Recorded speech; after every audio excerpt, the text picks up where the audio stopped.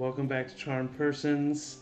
Welcome to season 2 of The Remains. You can catch up with season 1 on YouTube, on Twitch, on Spotify.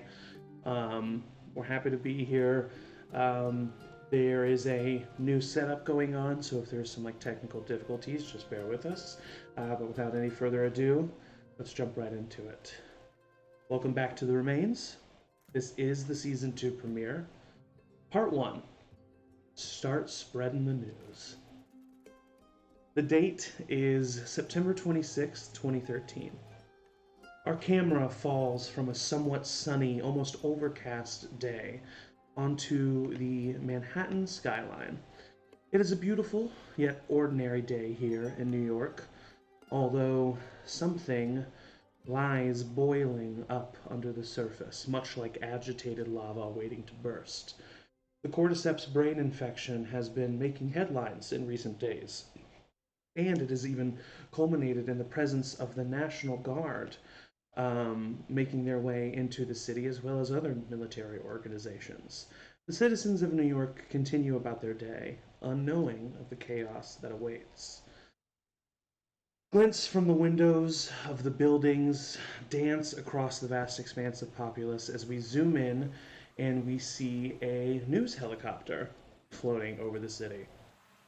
Yeah, that's right, John. The presence of the National Guard in these last few days has made traffic a virtual standstill on the major bridges in and out of the city. New Yorkers have been complaining for days, calling the disturbance useless and aggravating.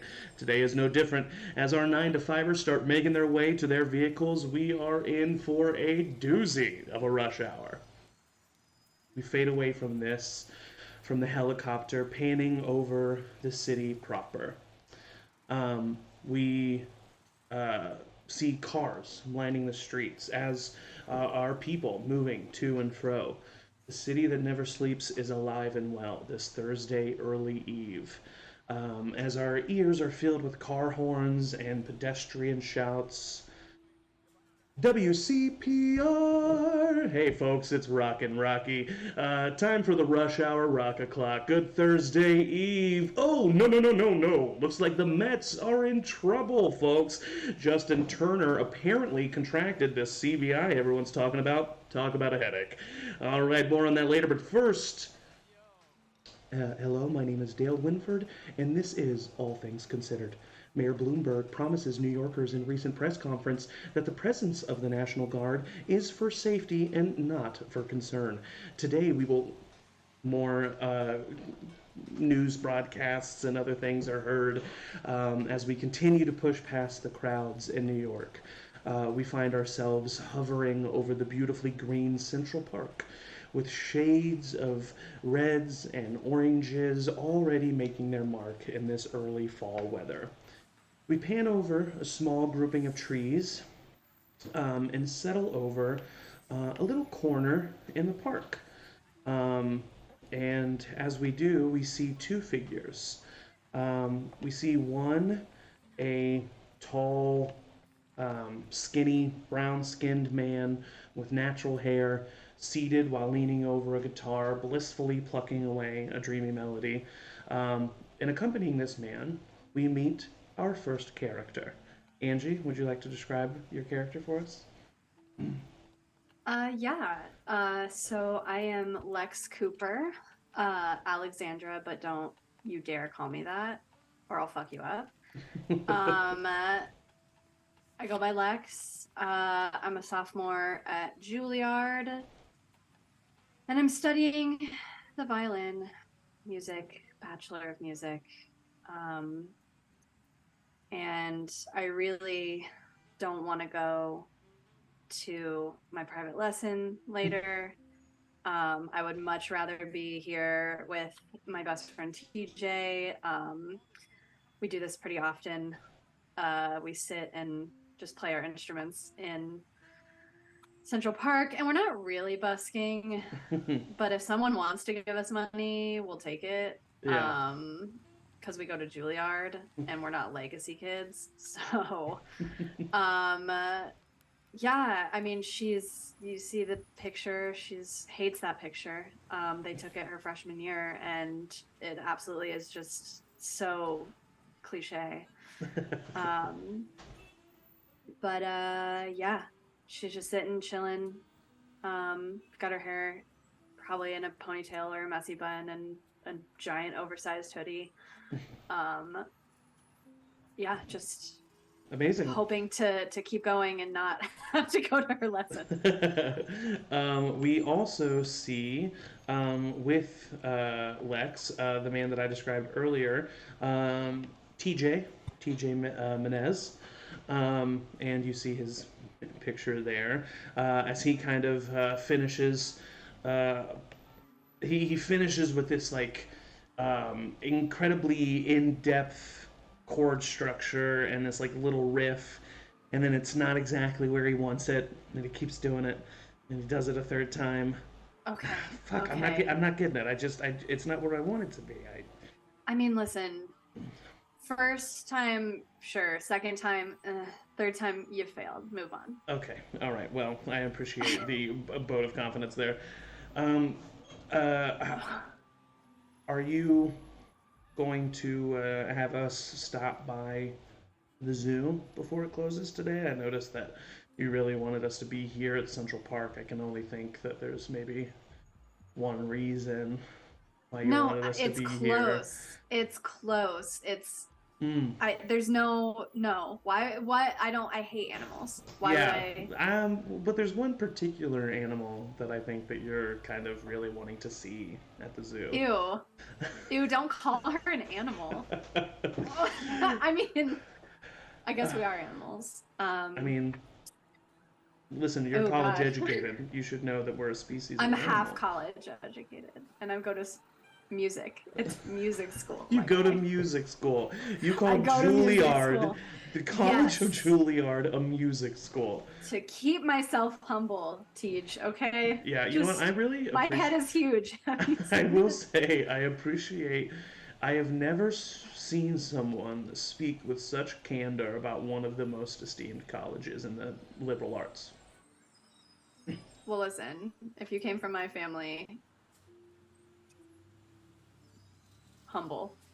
So humble. Just no achievements whatsoever, just run of the mill, easily forgettable. My dad's probably the most forgettable person in like ever that I've ever That's met. No not very offense, nice to dad. say about your dad. Well, he would say the same thing. He would say nobody remembers him. You see that TJ gets like a notification on his phone, and he kind of looks down incredulously, and then looks back up at you. Okay, well that doesn't exclude the fact that it's incredibly rude to say. Was He's it your when you say incredulously, yeah. what was the what was the You know what? look there? You know what, Angie? Go ahead and roll a vibe check. I think I will. What? The first roll of the series. Ooh, he got me with the There's a bucket drummer next to you zoo. guys currently going ham. Yes, He's and we're really like, don't take our spotlight, dude. Okay, we were here first. It was only a 7 on the a vibe check. 7. He just looks kind of like almost confused Mm, at the okay. notification. Maybe as to Yeah. why he got it, maybe as to what it was.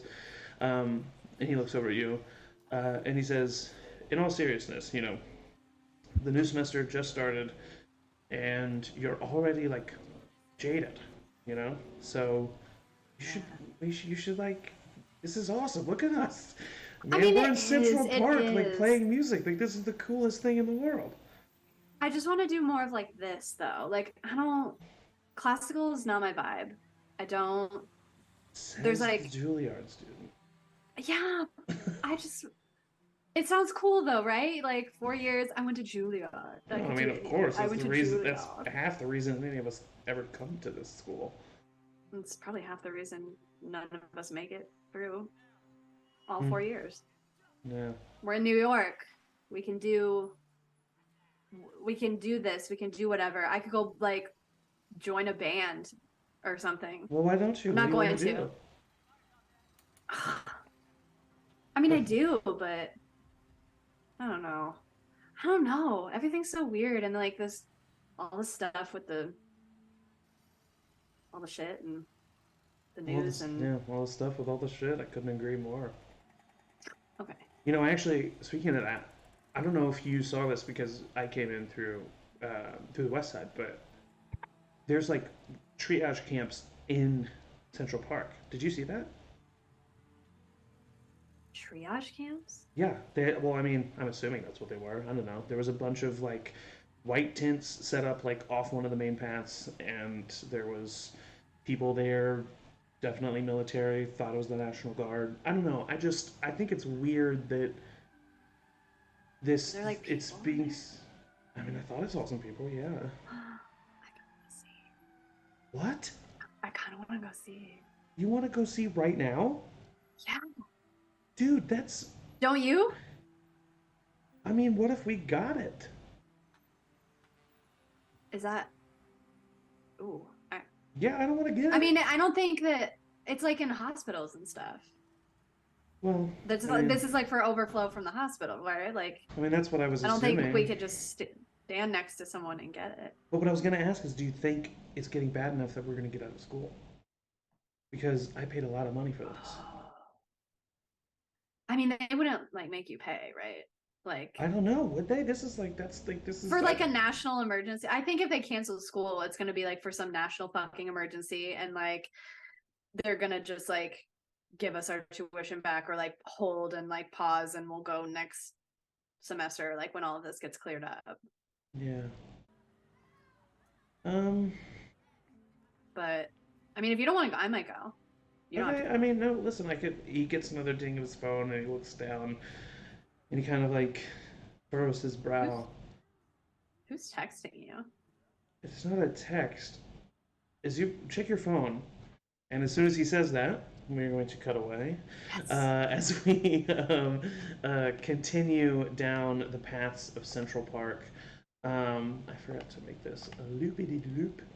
And as we continue on our way, we see a path winding that ends in a seated area, an area where there's a bunch of benches. At one of these benches, we see a figure huddled up, laying down horizontally on the bench, clearly sleeping on the bench, in a large overcoat, as they're just kind of sitting or laying, probably have been there for a while. Across from that bench, we see another figure observing this individual, but more importantly, observing the passersby and taking in a peaceful moment at the end of a hectic day as we meet our second character. Ian, would you like to describe Ash for us? Yeah, Ash. What time of day is this? It's like 5:36. PM? Not 5:36. 5:36. 5:30 to 6 p.m. Yes. Okay. So yeah, Ash has just gotten off a shift, and is sitting there with a cup of coffee that's cooling in their hand, and they're kind of tired, kind of now blissed out at the end of the day, just like taking in people going about their hustle and bustle. They work at an assisted living / hospice center here as a nurse.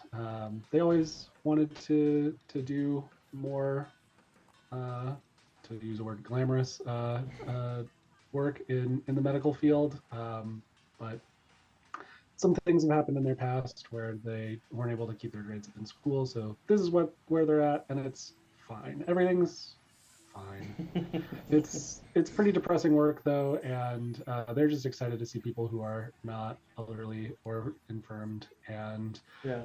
they're aware of like the CBI and its presence, but it's not affecting their work much day to day because nobody's going out and leaving, and there's maybe some raised precautions of like keeping the residents quarantined, but yeah. So far, this is the rest of the city's issue. So they're exhausted. They've got bags under their eyes, and they're just like clinging on to this coffee for their sanity for the rest of the day. But been there. Yeah. Amazing. As you are kind of sitting there, taking in the day, coffee warming your throat and your stomach. So, it's September 26th. It's chilly, but it's not super cold. And, the brisk air is probably refreshing to Ash. And across from you, the homeless individual, who you can only assume to be, um, kind of like shakes and stirs for a moment, pulls the coat a little bit tighter over themselves. And as you're kind of distracted with that, you hear a familiar voice kind of come from your side, almost startling you, but you're so tired that you can't even flinch. And you see the visage of. Let me see if I do that. Can you all see him? Or I don't see anybody pop okay, up. no worries. So I do have to assign them to you first. Okay, and here you go. You hear the familiar voice of Billy Chesterton, tall individual, over a blazer probably one size too big, but the sleeves rolled up, very late 80s, early 90s vibes. Very colorful, flamboyant energy of a tie, and super loud on top of this like drab kind of green outfit. He is wearing his dark purple tinted sunglasses. Rightfully so out here in Central Park, but if you were to find him and underneath the in the subway station, he'd be wearing the glasses all the same. Trimmed beard, a little bit of scruff. It's been a while since he shaved. Hair back pulled into a bun. And you hear this voice of Billy say, "Yeah, I knew I'd find you here. You're very predictable, Ash." Hey, Billy. Sit. He just doesn't even like look at you. Just like does that thing where he's like still standing straight, staring straight ahead, and then sits down, kind of leans back, takes out a pack of smokes, immediately lights one, shakes it so that one kind of sticks out, holds it over to you. I take it. Thanks. He just nods, doesn't say anything, and holds out his lighter, flicking it, so you can light the cigarette. He takes a long drag. Long day. Every day's a long day, Billy. How about you? How are you doing? I'm doing alright. Things have been interesting these last couple days. Had to hunt you down. Well, I didn't have to. I could have just texted you, but kind of wanted to have this conversation in person. I needed to let you know, professionally, I'm obligated to let you know that I need to leave the city for a bit. So I wanted you to be aware of that and know that I'm not going to be here. Yeah. Okay. I'll still be available for a phone call. Okay. Yeah. No, I've got your numbers, so that'll be fine. What about? Are you gonna be someplace safe? Yeah. No. I'm going home. I'm going upstate. Ma is if she's caught whatever this fucking thing is. I don't know. Oh, Billy, I'm Yeah. sorry. It's fine. She's in the hospital, and that woman's been through quite a bit. I have no issues believing that she's going to be okay. It apparently just happened. She's a nurse, she's been working for years. Should have retired a fucking decade ago, but, still kind of doing a thing. Yeah, some of those. She's an angel on earth, man. I'll tell you that.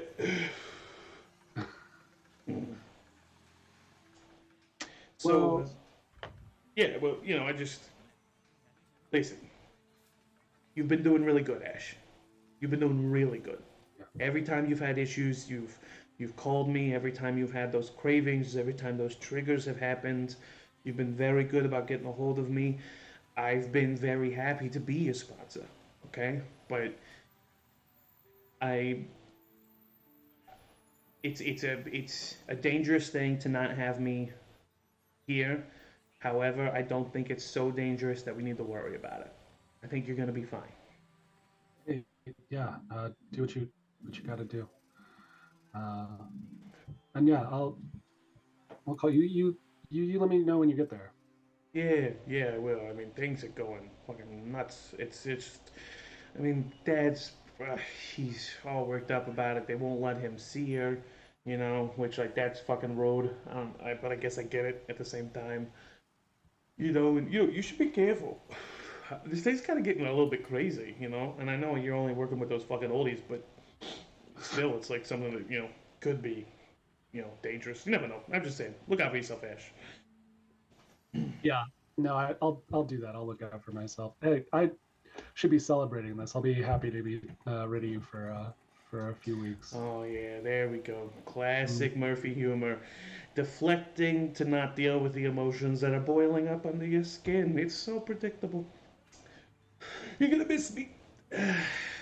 And I don't blame you. I'm pretty amazing. Uh, go Sounds so ahead. predictable. As you see this coming, and I throw the like empty paper coffee cup at his head. He just, I mean, without even flinching, it just hits his head. It just falls to the ground. Kind of underneath his like dark tent, you can see him blink for a Yeah. second or two. Okay, all right. You know what? You're lucky. I'll tell you that much. You're lucky. Because I don't have any disposable drinks or anything around here, all right? But the old Billy would have put this cigarette out on your skin, and I'll tell you that much right now. And he kind of chuckles and starts standing up. And as he does, he looks over at the man that has been laying Mm. across from you, and he kind of, holy shit. And right as you turn to look at what he's looking at, we will cut away, Mhm. and we are going to take ourselves further down the path of Central Park, letting the two of them discover whatever they are discovering as we find Mm-hmm. another bench with two more individuals seated at this bench. Um, one of them is currently being flanked by a glorious looking good boy, a black lab, who is patiently and attentively sitting next to their owner, who is our third character for season two. So, Emily, would you like to describe Anita? Yeah. Anita is taller. She's 21. Her most distinct feature is she has like big red curls. She would be today dressed probably a little bit nicer than she might normally be. She just came from an interview at the Central Park Zoo. So she would be sitting on a bench, eating a sandwich, feeding Bo, who's the dog, feeding Bo his dinner as well as they just sort of share a moment after she had a really good day. Okay. Um, you actually, not to correct you, but I'm going to correct you. But the interview is actually currently happening. It's a very laid back Oh, situation, though. You talked to the main individual, and you're now speaking with one of the workers at the Central Park Zoo, who's a little bit older, just by a couple of years older than Anita, and is kind of like um, um, the liaison for the young for the Central Park Zoo staff as oh wait, and let me show you this individual. Um, uh, a young mid 20s, if not a little bit younger, woman. Natural curly hair, kind of tied up into a bun. She's currently wearing her zoo outfit. Her name is Mina Aziz. She is a staff member, zookeeper at the Central Park Zoo. Not a zookeeper, sorry, veterinarian assistant. And you had like the main interview with the boss, and she's kind of having this like debrief with you. And as she's speaking with you, um, she says, "So you know Margot, right? yeah, yeah. I've worked with Margot for a couple years now. That's so cool. Margot's the best. She's Yeah, amazing." I love Margot. Yeah, no, I totally understand why you do it. I'm so glad that she told me about you. I mean, from what I'm hearing from Rachel, you're I mean, you looked really good today. Really? Yeah, I mean, you killed it, honestly. That's such a relief. No, you don't need to worry about it. I mean, look at this. Listen, I can always tell a person by the way that they treat those most important to them. And look at this little guy. And she looks over at Bo. Bo is another individual that you all can see here. Just the goodest of boys. Uh, Oh, Good boy, Bo. Good boy, Bo. This older black Labrador. About how old, Emily? He's only 5. He's 5. Okay, so he's I just want to go like this. and he's just he's sitting, much like he is in that photo, just sitting on his hind legs, very patiently looking. And she says, "Look how happy but also well behaved he is. I mean, you're obviously taking very good care of him." Well, it helps when you can take your dog to work every day. There's a lot of time to work with them. Yeah, I mean, I could see some pretty cute interactions with Bo and some of our animals happening in the future. He's good. I mean, he's good with all animals, and I would bring him whenever that would be okay. It would be okay more than you would think. Well, hey, I just kind of wanted to talk to you about, um, you know, the Central Park Zoo. It's obviously a staple of New York City. It's one of the country's oldest and probably most renowned zoos. We see a lot of high-profile action.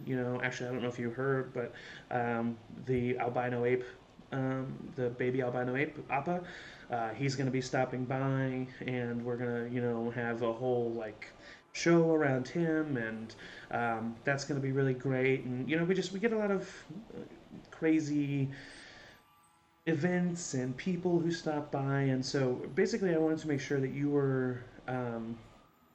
Because obviously the animals themselves are different than, your farm animals that you were around. But um, we're really, I want to make sure that you are understanding of the people that you're going to be interacting with. Because, I mean, you're not local to the city. I know you're new to the city, which is great. I think that means you're going to bring a great energy. But I just want to have like an honest one-on-one conversation with you. Like, it's like it's a happy team, and there's good people there, but it's a bit cutthroat, And I just want to make sure that like the pressure is something that you'll feel like you'll be able to handle. Yeah, I mean, I think I work pretty well with the team that I work with right now at the shelter, and Mm-hmm.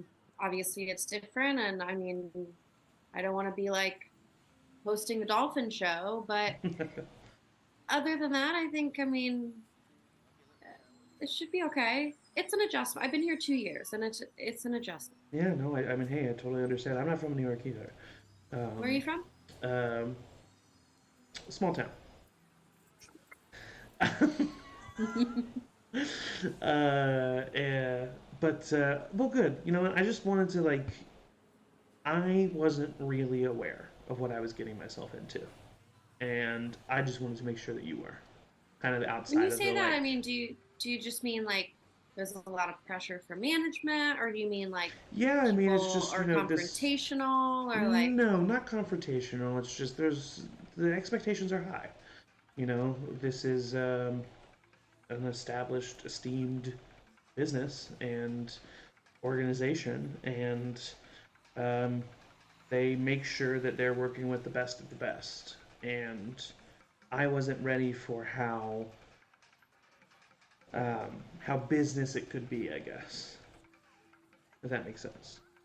yeah, that makes sense. I mean, I think I think I'll be all right. I'm going to school at the same time. It's going to be a socializing boot camp for a couple of years here. I think you're going to do great. Um, and I also think that if you wouldn't mind, I'd love to grab you a cup of coffee, and hang and maybe talk about stuff outside of this job, just because I don't really have a lot of friends here in the city, and you're about my age, and we obviously have similar interests, and it would be nice to know somebody else. Yeah, I mean, to be honest, don't go anywhere dogs aren't allowed, which limits where I go a little bit. I don't Yeah, I have a guess whole lot of that friends would. either.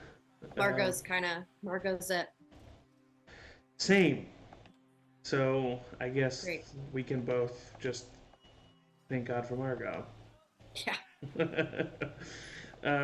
Okay, well, I know of a place that's near here, and by the way, Sounds good. this is like, if this is weird, I totally understand. I literally just like, you seemed really cool and chill, and I No, just I mean, was, I wish more people were like that in the city, to be honest. I agree. I just kind of feel like everyone is super. They're about their own business here. That's for Yeah, sure. I feel like massively uncool at all times. So uncool. I don't. I've never felt. Well, I've definitely felt this uncool. Yeah, but not for a long time. Not by this many people. Oh my God, so many people. Just a lot of people judging you all the time. And as you guys are talking, you hear an unfamiliar noise to Anita, which is a low growl coming from Bo, who is now no longer on his hind legs, but is on all fours, ears perked up, fur bristled on his back, kind of gurring, staring in a direction away from you. I would just scritch his head. Oh, what's up, buddy? And then I'll like follow his line of sight. As you look to where he is looking, we cut away, and we find ourselves back to a figure asleep on a bench. Oh my god. However, this one is a little bit different than the one that Ash was seeing, as this is our fourth character that we are being introduced to for season 2. Matt, would you like to describe your character? Yes, it's me, Jimmy Caraway. I'm in my late 30s, and I'm cool as hell. I was born and raised in New York fucking city my whole damn life. I'm your favorite comedian's favorite comedian. You know what I'm saying? And yeah, have I had a rough patch? I mean, things are not so good for me this year, but what famous comedian doesn't go through a rough patch every once in a while? So I'm just kind of riding through it, no problem. Amazing. And as you are asleep in Central Park, showing A us rough patch. yeah, a rough patch. It's a phase. You are actually nudged awake by like your leg is kind of hanging off the bench, and it's kicked by a boot. And you look over, and you see a woman with bright red hair in a police officer's uniform, who is looking at you. And she kind of looks down. She has her hands on her vest, and she says, "Hey, sweetie, how you doing?" What the fuck? Don't kick my leg like this. I'm just trying to get some rest. Yeah, in the middle of Central Park, all right? And you really can't be doing this, all right? What is it? What is that? Not allowed? That illegal or something? Yes. Yeah, it's called loitering. You know, it's just not something. Listen, it's for your own safety, okay? Listen, my name's Officer Kavanaugh. I'm here to just kind of make sure that you are safely and with as much dignity as you can be removed from this bench. Okay, so let's just take this easy. Listen, I've got plenty of dignity, and I'm gonna stand up. I'm gonna walk away, but listen, I'm not doing it because of you. Stand up. As you stand up, you see her partner is walking behind her, and as he is, he's kind of he's hit with a jogger who kind of like runs into him, and he's, "Hey, what the fuck? Jesus Christ!" And he comes over and he looks at Officer Kavanaugh, then looks at you. Holy shit! Are you kidding me? No way. No way. I reach into my pocket and I bring out a custom-made business card. Okay. And I hand it to him, and on the card it says, "Yes, I am that Jimmy Caraway. Yes, Seth Rogen is just as cool in person. No, I won't tell you a joke. Yes, I will give you an autograph." Just that says all that on there, and I. Oh my god! Oh my, it is you. This is, first of all, this is fucking hilarious. Jimmy Caraway. Holy Yeah, I'm a shit. funny guy, you know. Yeah. Wow, what the fuck happened to you? Can you believe that you just kicked me off of this bench? It's crazy, right? Yeah, no, I can't. Listen, this dude's been, he kind of looks over at Officer Kavanaugh. This dude's been in movies with Adam Sandler, and now he's here sleeping in Central Park. It's Adam Sandler, good guy, good guy. Yeah, listen. He's funny in person. Man, I need you to know I'm laughing at you and not with you right now. Okay? You need to understand that. You look like shit, man. And he kind of just flicks your card back at you. Officer Kavanaugh looks over him. She's like, Jacobs, what the fuck are you doing? Yeah, what the fuck you doing, man? Listen, I just find it funny, okay? This guy, he makes an ass of himself at the fucking Golden Globes 3 years ago, and then I knew you would end up here. I just knew you would end up listen, I just wanted the world to know that Golden Globe should not have gone to Adam Sandler. I should have gone to Seth Rogen. And I went up on stage, even though, Adam and I are good friends. I just needed the world to know, look, was I drunk? Yeah. I think the piss stain clued us in there, buddy. Oh my god. Listen, okay, I don't want any trouble here. Just between me and you two, don't tell anyone I'm here, and I'll leave quietly. I don't need this to be in front of the damn tabloids, What, you guys TMZ? No, we're NYPD, motherfucker, all right? And, listen, I heard you were, a little bit of a partier. You got a little bit of something on you right now, buddy? Why, you cool about it? You want it? I don't have anything. Officer Jacobs looks over at Kavanaugh. Can you imagine being the fucking people to bring in Jimmy Caraway? And Officer Kavanaugh kind of rolls her eyes and says, all right, I don't think that we need to worry about... Mr. Caraway is on his way, I'm assuming. Please call me Jimmy. Yes, I'm on my way. No problems. All right, wonderful. Next time, maybe be just a little bit more polite about it, huh? Because both of you just giving off kind of a rude vibe. See ya. Okay, well, listen. Like as you walk past, another jogger is kind of running forward, and he barrels into you. Hey, I'm walking here.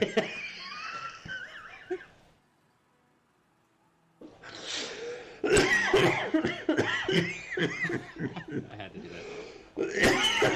that. Oh my god. Okay. Well, that was very funny. Oh, I just now realized that my that OBS was using the wrong mic for me. That's why I was so hot. I probably sound a lot better to the stream now. Oh well, anyway. So as that happens, you are like, hey, I'm walking here, as you get knocked on your ass. You look up and you see that this individual who's kind of like coming to their feet is in a full business suit. And immediately you're thrown off because you were expecting the classic, like, armband with the phone in and the shorts and the tank top, and this individual looks at you with complete terror, and as you're kind of like getting up and looking past this individual, you see that Officer Jacobs is looking in the direction that they came and is looking at something that you currently can't see because this person who just ran into you is like over you right now, and you see that Officer Jacobs pulls out his handgun. And as he does that, we cut away. God! 4 times? Annoyance comes in 4s. And as that happens, we find ourselves back to Tej and Lex, as the two of you are currently talking, and here, let me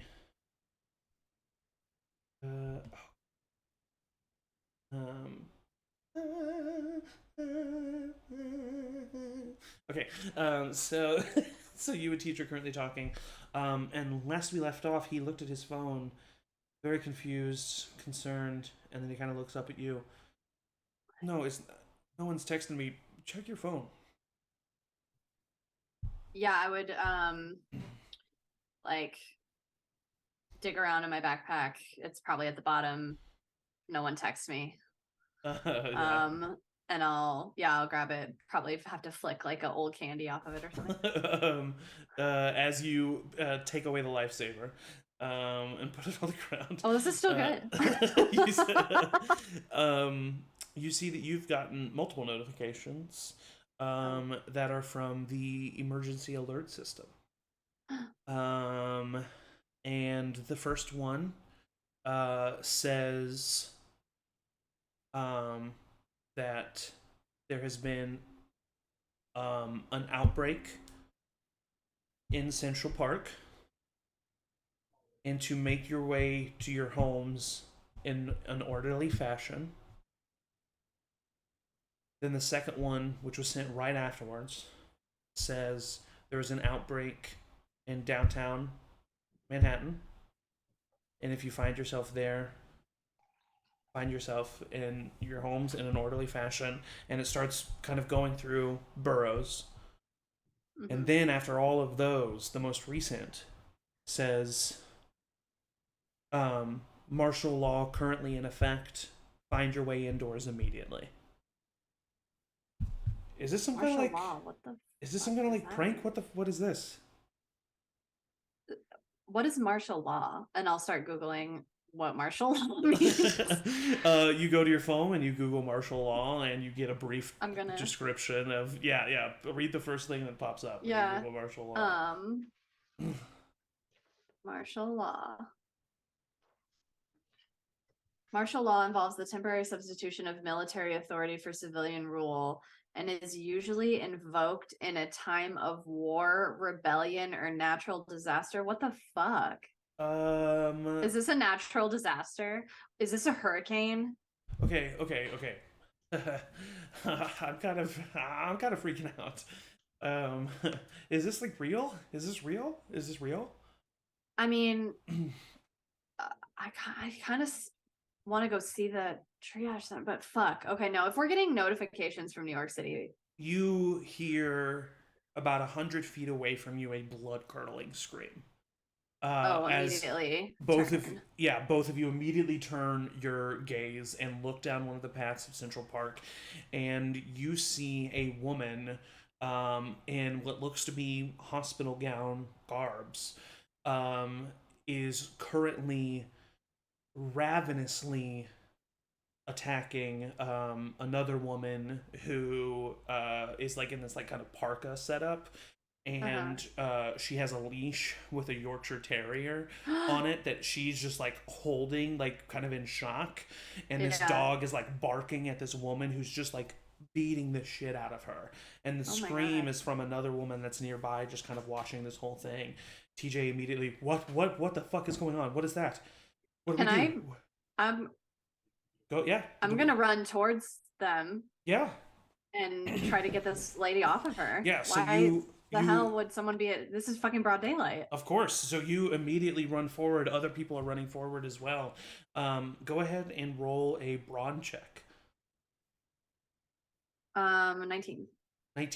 You get up to this woman and you just kind of like lower your shoulder, like still having your violin in your hand, not even like recognizing you, like put it into your right arm and lower your left shoulder and kind of slam into this woman, and she goes flying. As she does, you see her. Let me show her to you.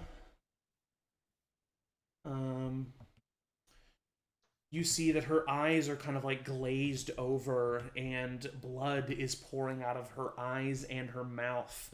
And this woman has a severe rage that is just staring right at you into your soul. And she looks at you and she is going to attempt to swing at you. Oh my god.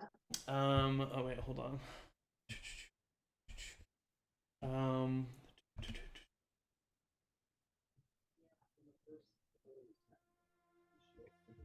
Okay. That is a 8 to hit, which is going to miss you. So she gets up and she starts swinging at you. You back out of the way instinctively. Teach kind of like pulls you back. What the fuck is going on? We gotta get out of here. We gotta get out of here. Immediately, the woman is tackled by another man. You kind of like follow the eye line of that man tackling her to the ground, and you see, at the briefest glance that you're willing to glance, you see at least 3 other individuals. Blood pouring from their mouth, covering the gowns that they are wearing, gowns flowing freely. You see blood coming from their eyes as they are sprinting in your general direction towards the crowd of people that you are standing in. Yeah, point of order, at some point I would run back to where we were busking and put my violin in the case and get it, like... Oh yeah, of course, no, TJ... Just put the case on, get my backpack, and, like, take TJ grabs around. you, and takes you guys back to where... And as you guys are packing up everything, he puts his guitar in his case. Holy fuck, holy fuck, holy fuck. Is this happening? It's okay, it's okay, it's okay. Lex, Okay, we're gonna go back to... What do we do? You come to my dorm, Okay. we'll go to my dorm. Okay. I'm sure that my roommate is gone. Okay. I don't know where the fuck she'll be, but we'll just go, we'll chill, we'll lock the door, it'll be fine. Lex, this is crazy. This is like nuts. what's happened. Okay, and as you guys are kind of like packing everything and getting everything in order, we are going to cut away from you as we take ourselves back over to Ash and Billy. As the two of you, Ash, as soon as you kind of like look in the direction that Billy was looking, and he says, "Holy shit!" You see the homeless man that was lying across from you is like shaking and shivering and like starting to convulse, and you see him like his back convulses and the jacket that he's wearing falls off, and he turns and kind of like contorts himself off the bench, and you see this homeless man, lesions in his face that are open, blood coming out his eyes, although they're looking amber and kind of clear, are more so grayed over, and he immediately just screams as loud as he can. Billy is just like taken aback. What the fuck is that guy's problem? Ash assumes that he's having some sort of seizure and kind of goes over there to assess. Yeah, for sure. Sir, you go over, and he kind of looks at you, catches your eyesight, and you see him. Any amount that you were worried about his physical capabilities fades away as he jumps up from this bench, immediately straight back, looking at you, and starts sprinting right towards you. You have a second to react. Yeah, I would try to like anticipate where he's going and then maybe try and like dodge. Okay, yeah, definitely. Go ahead and roll a parkour check. Okay. Parkour. Hardcore! Okay, looking for the stats. We're just adding that number. Yeah, just the number that next to parkour is what you add to the d20 roll. Okay, that is a 12. 12. Okay, so easily enough, he kind of dodges forward towards you, and you're able to get out of the way. But that does cause him to jump at Billy. And that is a hit, and he does 4 points of damage to Billy, as he just kind of like right crosses Billy right in the face. Not really like, you know, it is technically a right cross. What happens as this homeless man kind of like punches Billy in the face. But you notice no form behind it. It's a wild. It is an animal, a beast using the appendage and the tool that they have with them to attack the prey that they see in front of them. I mean, it's as clear as day. Immediately, that is the relationship that you understand is happening right here. And Billy just pushes him back and looks over at you and kind of pushes him to the side. And is just like staring at him. What the fuck, man? What's your problem? Jesus Christ! He's kind of like holding his jaw. Yeah, Billy, come on, let's go. We gotta.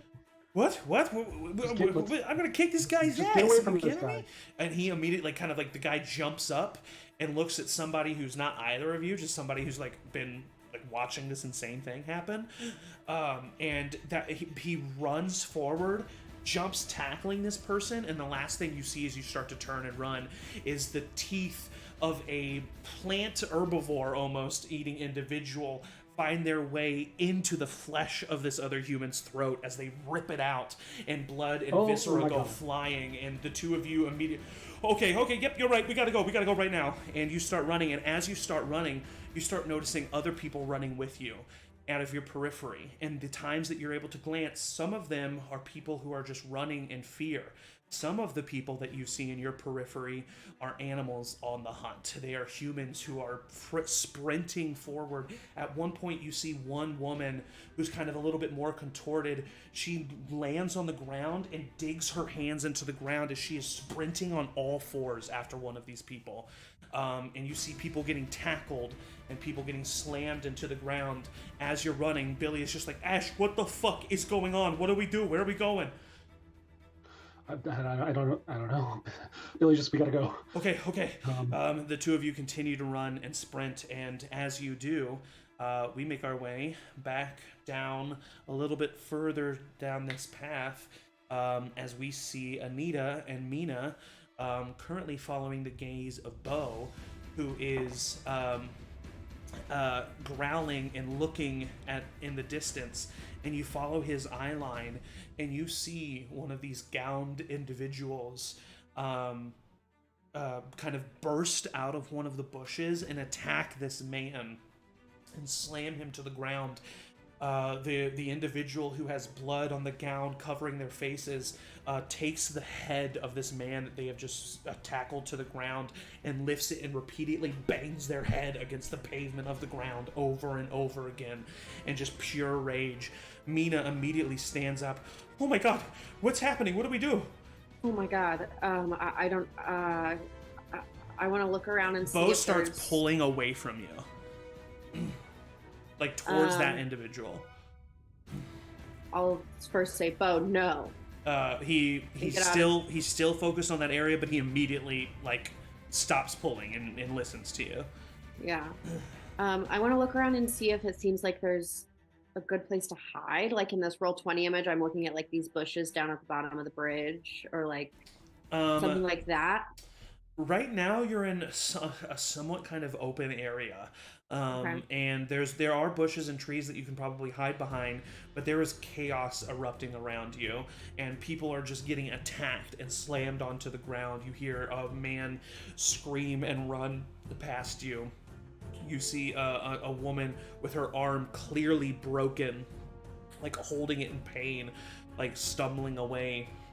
As another individual, this man covered in blood, jumps on the ground and bites into this woman's back of the neck, clearly ripping tendon from the shoulder.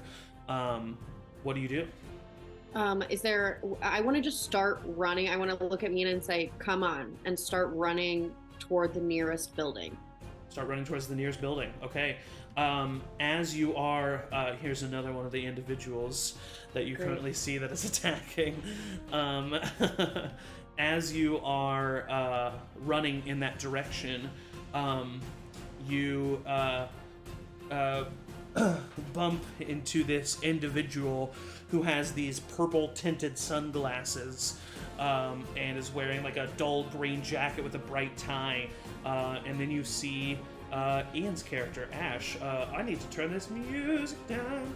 It does feel appropriate, though. As you see Billy and Ash.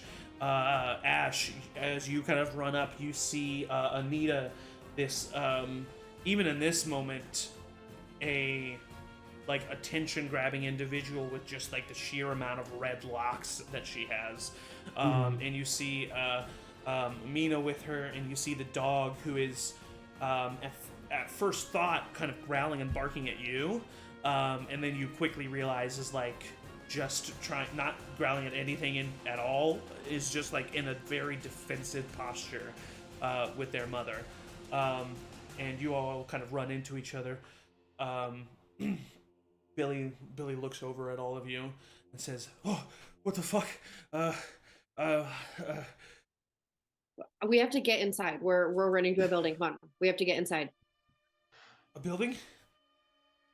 Do you want to be out here? Listen, I don't know what the fuck's going on. Do you know what's happening?" No, I have no idea, but I don't want to get my throat ripped out like the rest of those people. Bro is like growling at one of these individuals, starts pulling on you again, but stops as soon as you kind of like pull him back. Billy kind of looks at you, Ash, in very much a moment of like, do we go with them or do we just keep running? Ash is turning like pale white, like their desire to like help people, and then also their desire to like that parasympathetic nervous system just like fight itself so much. Like yeah. Do you know a place where? Oh. Mina kind of speaks up. I think I know of a warehouse. Follow me. Okay. And she just starts running and sprinting. And as she does, we will cut away from you guys. As can I just make a note that I'm staying toward the back of everybody to be seeing that everybody else is kind of shaken to like herd our group together? For sure, yeah, of course. So that is what Anita is doing, kind of making sure that the lambs stay on their heading path. to slaughter. Heading to slaughter. And Matt, we cut back to Jimmy Caraway as you are looking at Officer Jacobs, who has his handgun out. As you see, this person who has run into you in this suit has now moved away from you and is running. And you see Officer Jacobs holding out his gun towards an individual. I'll show you another. A goober. Another goober.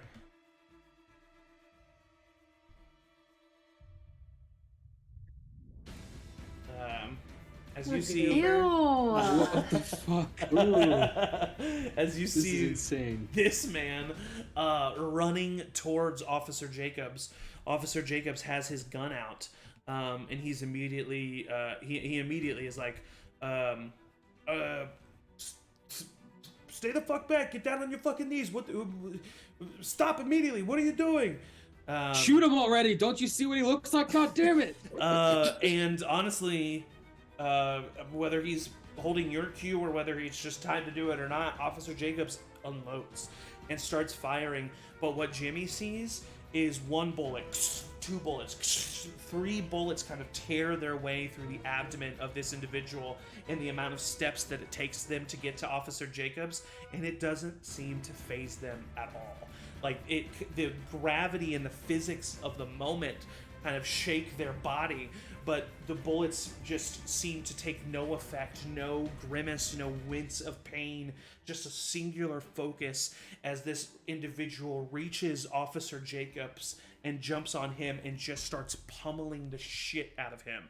Officer Kavanaugh just like screams and takes out her gun. Holy shit! And she takes her gun, lets out a gunfire. Lets out a gunfire is what I said. Lets out a shot. One gunfire out. Lets out a shot. And it immediately pierces the head of this individual as they fall down to the ground. Officer Jacobs is kind of like rough standing up. And what do you do? I was just looking wide-eyed. What the fuck? Shit. I'm not getting paid enough for this. And I just book it. I just run. As you immediately start running, as you kind of look over your shoulder, you see just as Officer Kavanaugh is trying to help up Officer Jacobs, another individual and then another individual both pile on top of him. She starts trying to fire, but then just immediately, like, all civic duty and all training leaves her body as she just turns around and starts sprinting with you, in the same direction. Maybe not with you, but in the same direction as you. As you all are now just sprinting forward, you see, hey, chill music. It's so good. It is good, but it's loud. It's like slow-mo. I know, yeah. As you are running forward, there is a moment where, as you're running away, you could pick up Officer Jacobs' gun if you would like. Oh, absolutely. Okay. Yeah. Yeah. So you grab Officer Jacob's handgun. You can add a handgun to your inventory. You have a clip of 9 bullets. Nice. And no extra ammo as of right now. Nice. But Officer Kavanaugh that doesn't phase her. She doesn't notice that at all, and if she does, she doesn't give a shit. As the two of you just keep sprinting. As all of this is happening, and as all of you in your individual groups are sprinting together, a large path is made out of several interconnecting paths that wind together, and all of our groups have now found themselves in this immediate hub. TJ and Lex, you see this woman with a red hair and her dog, and this ska band dressed individual with does Ash actually have blue hair? Do they have blue hair?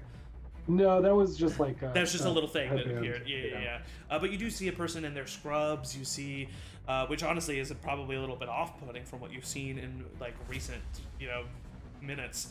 And Anita and Ash, you see TJ and Lex with their guitar cases and a violin case as everyone just kind of like convenes in this one moment. And you're not necessarily together, but you're all sprinting in the same direction. And as this is happening, you make your way further down the path close to the entrance of Central Park. And at the end, towards the entrance of Central Park, you see a group of military individuals who are dressed in military garb. You see some people wearing gas masks, some people definitely wearing biohazard type armor. But the entrance is in that direction, and so are those people. And you all continue to run, I'm assuming, towards these individuals. As you get closer to the entrance, you see all of these soldiers kind of talking to each other, and there seems to be a lot of chaos amongst them. And as you get close, you see all of these soldiers, all of these individuals raise their guns towards the approaching crowd and start opening fire. Immediately, people start falling next to you. Some that look infected, others that just look to be running from the chaos. A woman screams, "No, not us, not us!"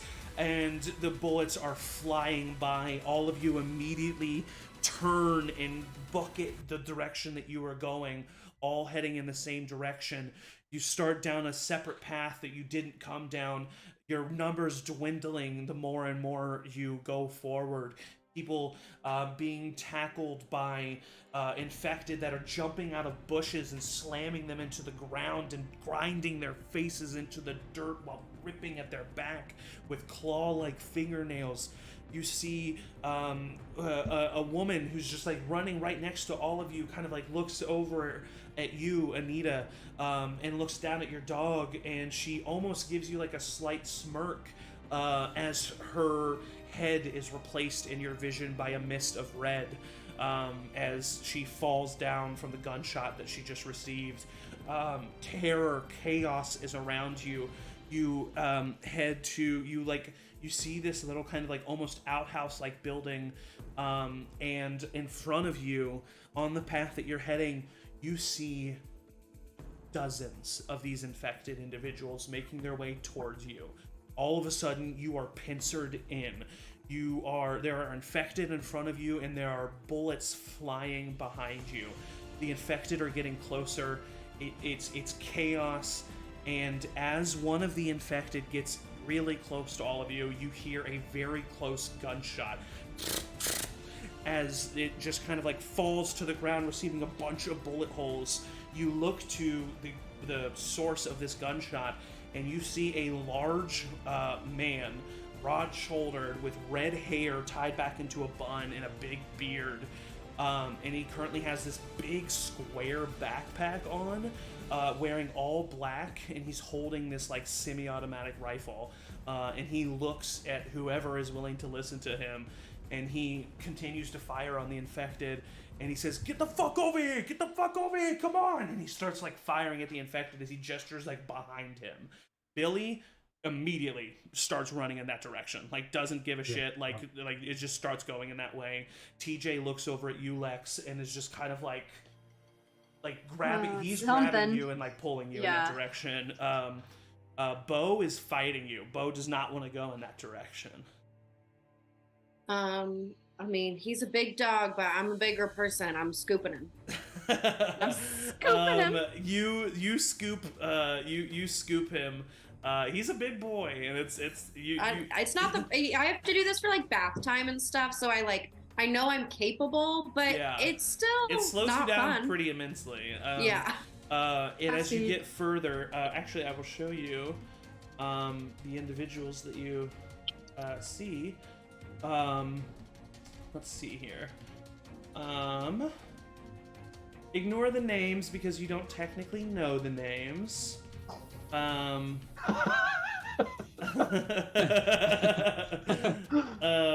Okay, hold on, let me get them up here.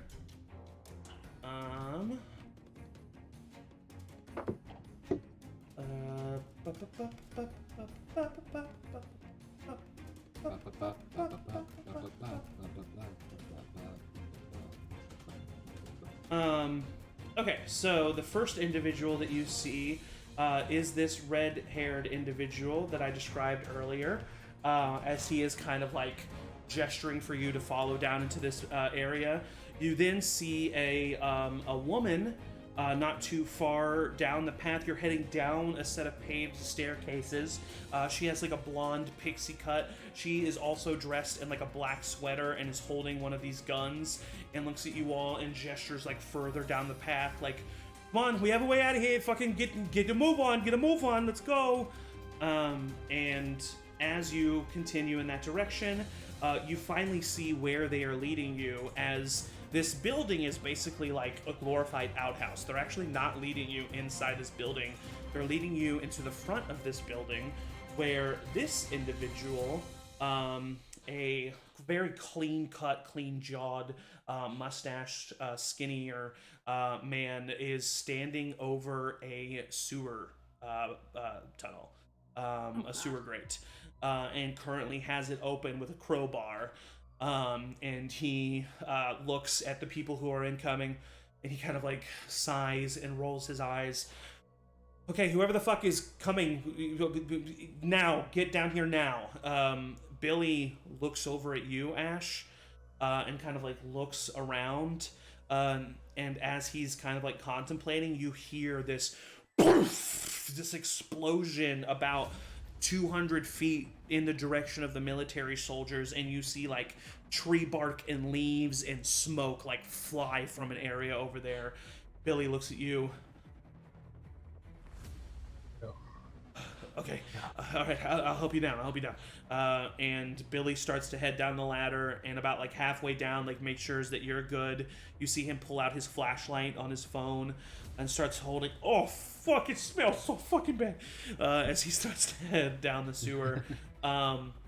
Is Officer Kavanaugh still with me? Officer Kavanaugh is still with you. Yeah. Go ahead. I look to her. Do you know these people? No, I have no fucking clue who these people are. The fuck are these people? I don't know. They have guns. Sorry. I walk up to this kind of mustache skinny guy. Yeah. Whose name I don't know. Yeah. You don't know it. Hey, what the fuck's going on here? Who are you? I'm a person with a gun and a way out. You can take it or not. Well, I'm a person with a gun and a way here. Okay, good luck. He starts climbing down the sewer tunnel. I turn to Officer Kavanaugh and I kind of shrug, like, "Hey, can't win them all."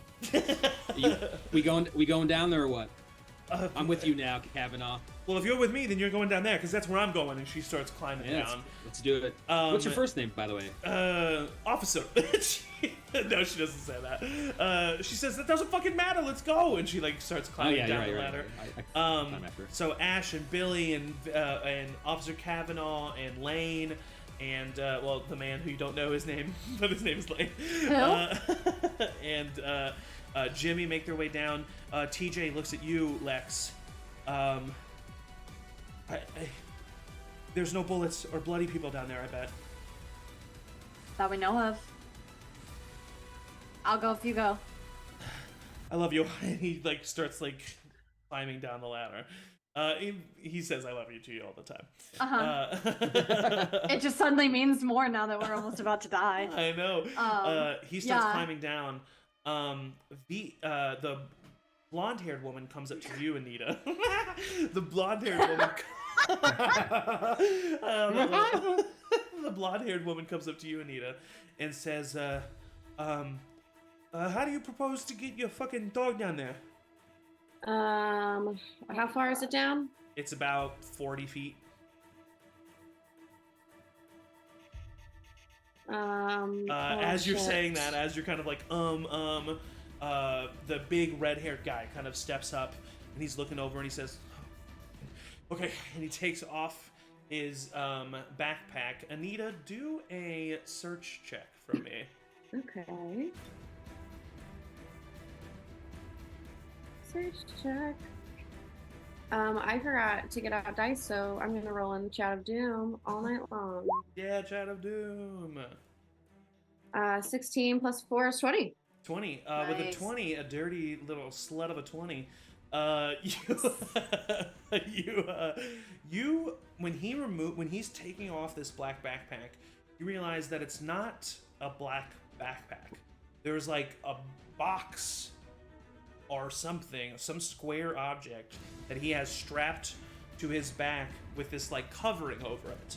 And as he removes it and kind of hands it over to the woman, you see the briefest glimpse of white fur inside this box.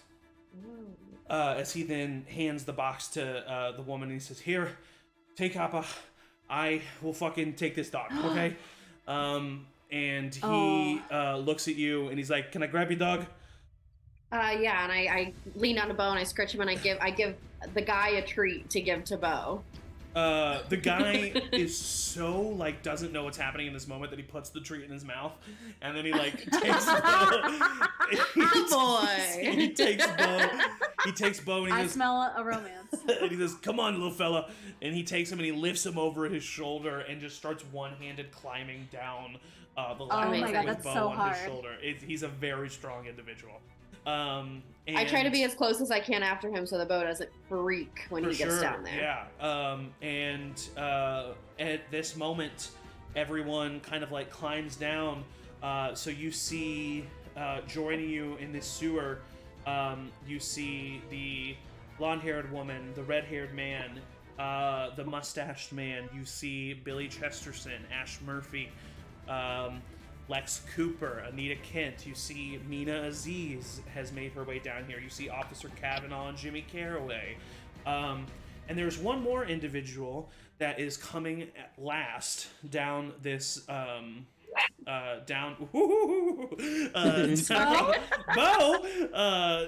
this ladder. And as he does, you see a military individual peer over the like open it's a grate, is that what you call it? Like the open manhole. Yeah. That's the word I've been looking for.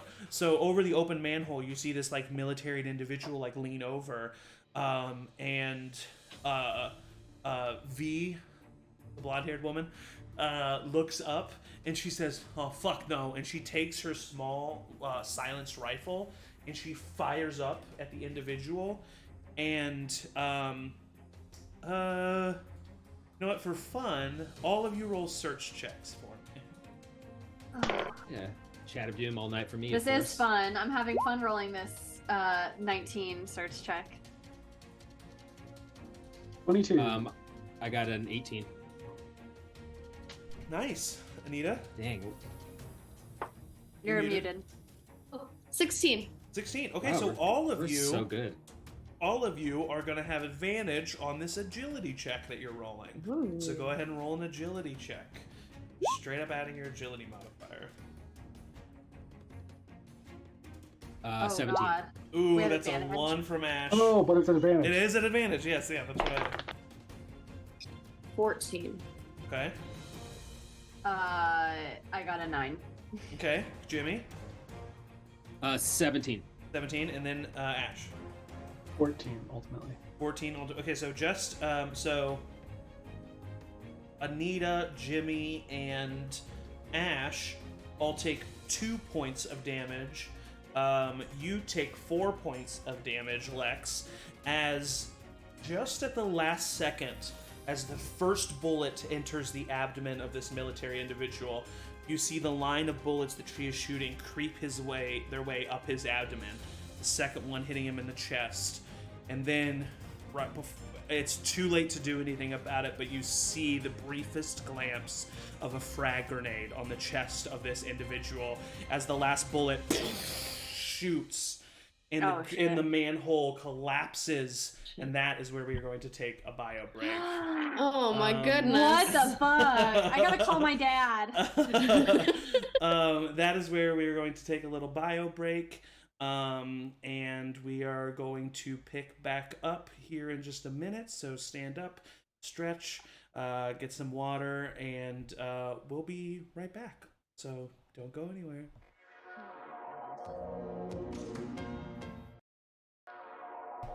Hi, we're back. And we just ended on something incredibly traumatic. So the dust begins to settle. You all are able to kind of take in your surroundings for a second as the dust literally settles. The area that the manhole, that you looked up and saw the manhole, it didn't all collapse into the tunnel of the actual sewer because it was a 40-foot long drop. It like all collapsed within on each other, and like some of the rubble definitely did fall down. That's what hit you guys, but most of the rubble, once it fell to a certain point, kind of all pressurized and just like clumped up in the tunnel. So you don't see anything above you. You do see in the middle of the rubble the last individual that was climbing down the tunnel, heading to all of you. You see him with sunglasses similar to Billy's, a jean hooded jacket, beard, baseball cap pulled down. As he kind of like stumbles to get up, you see a handgun in his, like, tucked in his pants as he pulls his shirt down. A couple of you know this individual, know his name to be Calvin. Calvin looks over at the individuals that he knows, and there's eye contact made, but then he kind of like moves away and doesn't really like he makes eye contact, kind of like nods, but then attention is kind of put on everything else. So other than Calvin, the four of you, there's also Mina Aziz here, Billy Chesterton, Officer Kavanaugh, and you also have TJ, as well as the three individuals that saved all of you. The large redheaded man with a beard, the blonde-haired woman with short hair, and the skinny man, clean cut with a mustache, all kind of dressed in black. Bo was not hurt in the explosion, and he immediately comes up to you, Anita, and starts licking your face as you kind of like get up. All of your ears have been ringing, but are slowly starting to fade away in this moment. And you all kind of take in everything that just happened to you. It feels like a fever dream. It feels like you're tripping. This is a movie. This is a video game that you are facing in reality. And you know, that's a lot to take in. Yeah, Lex.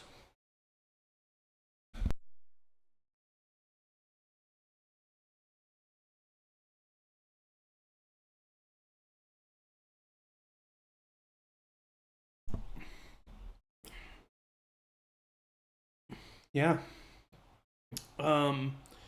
You pull out your phone. Service is weak down here, but surprisingly, you do actually have some bars. Um, you start to make the phone call. It rings, rings, rings, rings. No answer. It does go to voicemail. Okay. Do you want to say what you say, or you can tell me later, or doesn't really matter? Tell me the gist of it.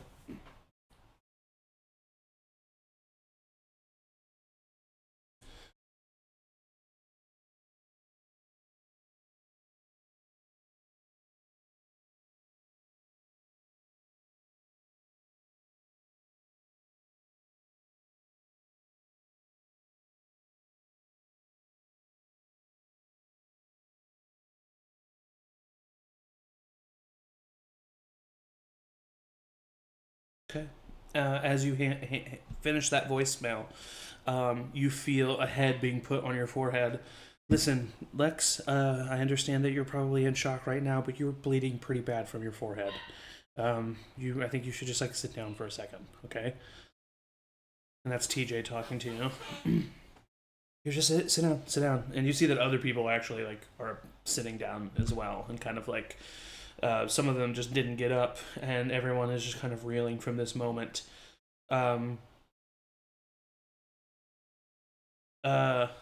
Yeah, the red-haired guy.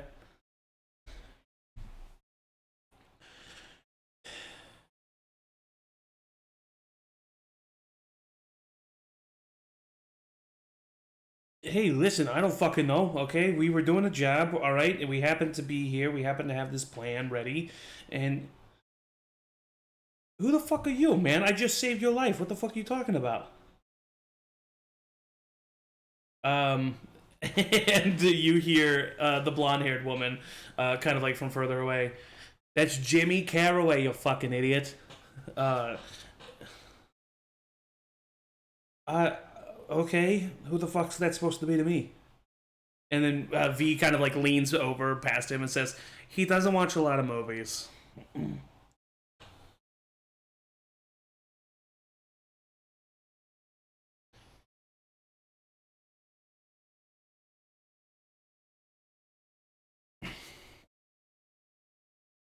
Okay, well, as you can see, the tunnel is fucking closed, okay? I'm just trying to make sure that everyone... listen, I can barely fucking hear you. A grenade just went off. Do you know what the fuck just happened? Oh. Um... Yeah. Officer Kavanaugh, who's like the one person that you kind of know in this group, is catatonic. Currently sitting against a wall, just like staring wide-eyed ahead. And just like not really acknowledging the situation whatsoever.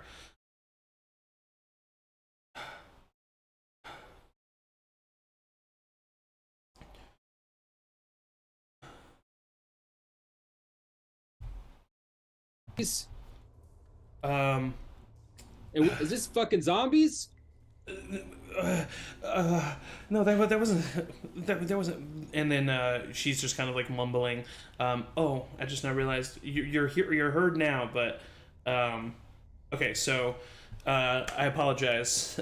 Like I said, new setup. There's going to be some technical difficulties. For a brief second there, you guys were not heard, but I was heard.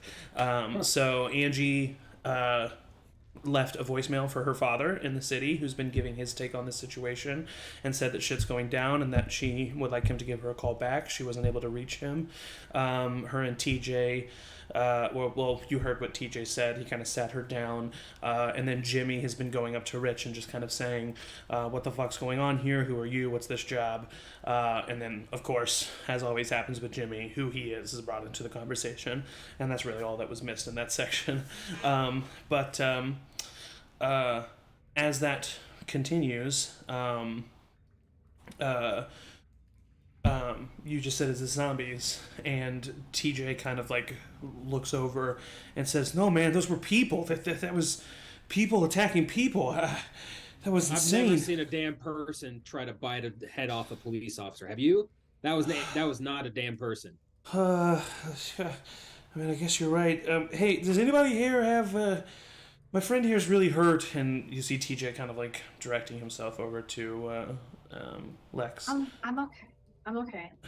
Uh, Can you yeah. get my water bottle out of my? As he starts to get his water bottle, Ash.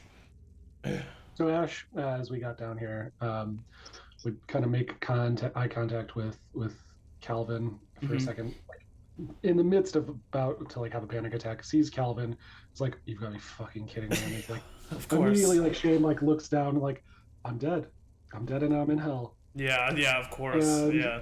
then I like look over and see Bo like giving attention to Emily. Mm-hmm. Like, all right, maybe we're not dead. Yeah. And like in that moment takes like does some square breathing, collects themselves, like pulls their backpack off, opens it up, immediately finds their anti-anxiety meds. I'm saying that they're probably something close to a Xanax. Yeah. Like takes one. These are prescribed to Nice. them. Yeah. They are taking them within the bounds, but like this is especially like, oh god, this Of is so much. course. Yeah. This is doing You so do much more definitely- work right now than it usually has to. You see that Billy is like, he's looking at you and he's like triggered by the action of like just like even like the uncorking of a pill bottle kind of like immediately. But he sees what you're doing, he knows you, he just kind of like nods and doesn't say anything, just keeps shaking his head. Like swallows it with like the swig of water from their Nalgene, and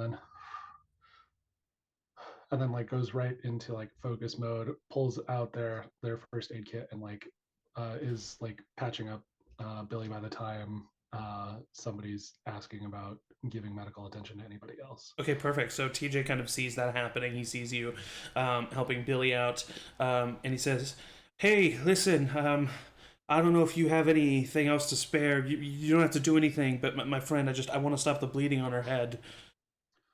Absolutely. I'll be there in just a second. Of course, yeah. And he hands you the water bottle, Lex. Question for you, Ash. Oh, sorry, go ahead, Lex. I was just gonna say I'd rinse the blood. Yeah, okay, off. perfect, yeah. Question for you, Ash. I would assume that Billy probably knows of Calvin by name, but do you think that Billy knows what Calvin looks like?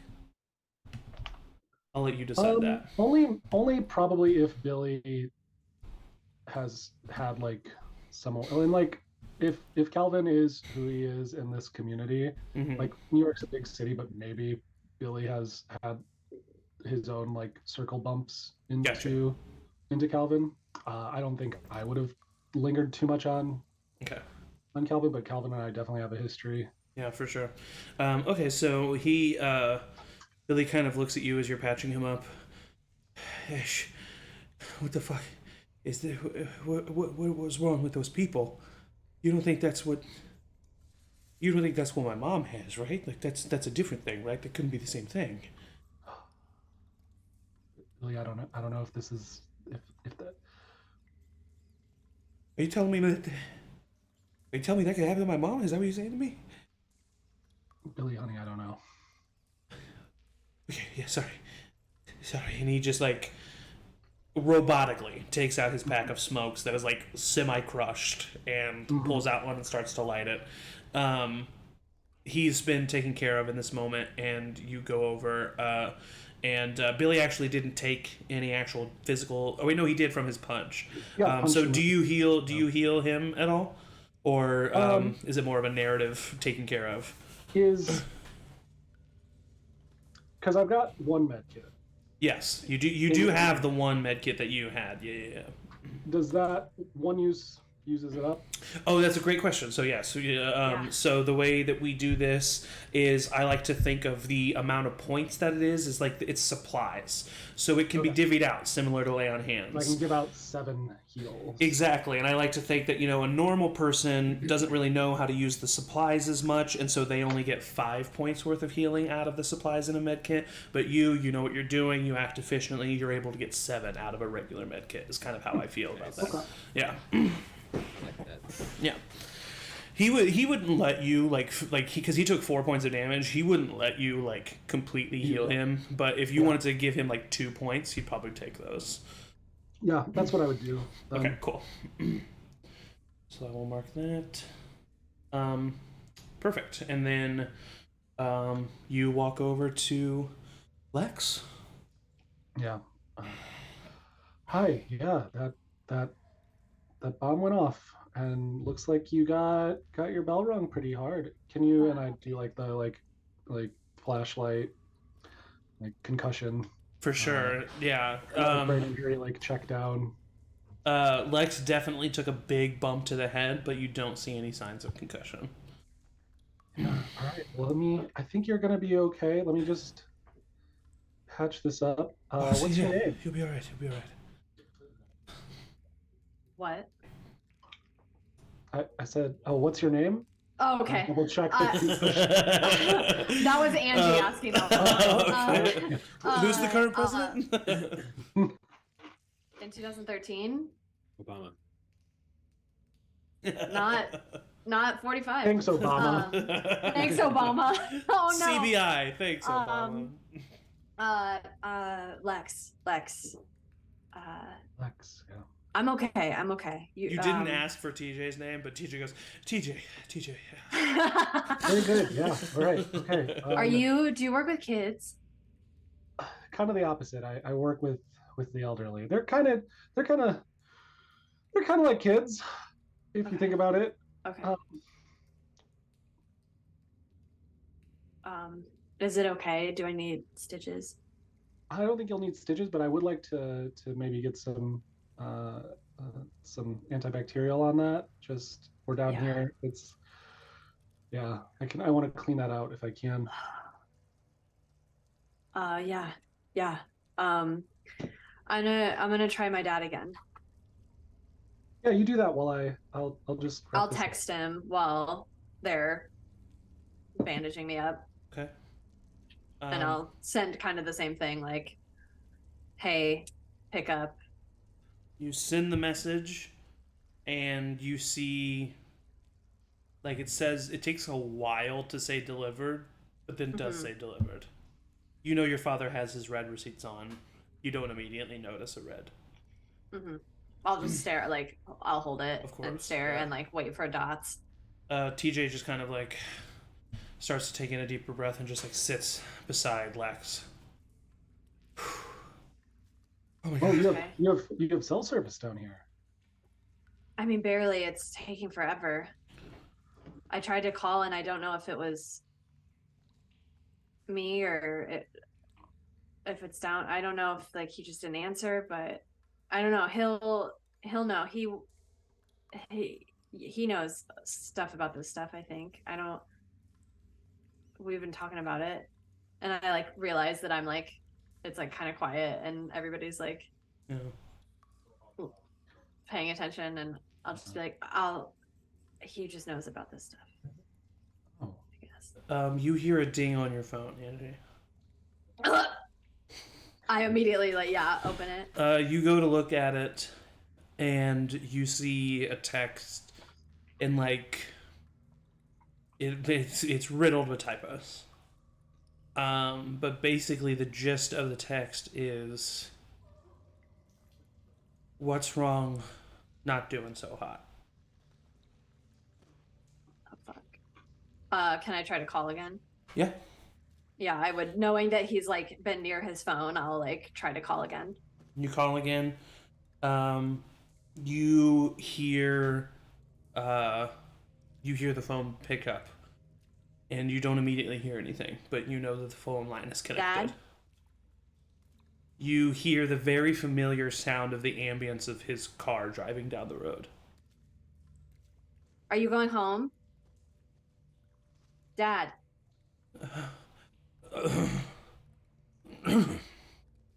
Dad. Hello? Jimmy. Lex? Lex? Hello? Yeah, can you hear me? Where are you? Are you okay? I'm in a sewer in New York City. I don't see you. How do I hear you? Well, Dad, I called you. Are you... Phone line disconnects. Oh, we don't have to keep role playing it, but I would just keep like trying. Yeah, and... you keep trying and it's not connecting, but it is ringing. Yeah. I'd give 2 points of health back. Okay. 2 points. Okay. Cool. I would try our landline. I would try the neighbor's landline because I know that. You try your landline. You don't get anything. You try the neighbor's landline. Okay, hold on. Yeah. I was seeing what time it would be in Austin. You hear the phone line pick up? Hello, Yeah? Hello? Sarah. Lex? Hey, how are you doing? I'm tired. Is your dad home? No, not yet. He's probably gonna be late for his own birthday, of course. Oh, How yeah. you doing? It's good to hear from you. Yeah, I'm good. You know, New York's good. Listen, I won't keep you, but will you just have? I don't know. Will you have your dad go check in on? No, never mind. You know what? It's fine. It's fine. You sure? Have a good. Yeah. Have a good birthday. Tell Joel I said happy birthday. All right, we'll do. I'll see when you get home. I'll see when you come back. When are you coming back? You gonna be here for Thanksgiving? Yeah. I think I'm coming back for Thanksgiving. All right, I'll see you then. Okay. Okay, bye, Lex, loser. Oh, shut up. You hear a click on the phone.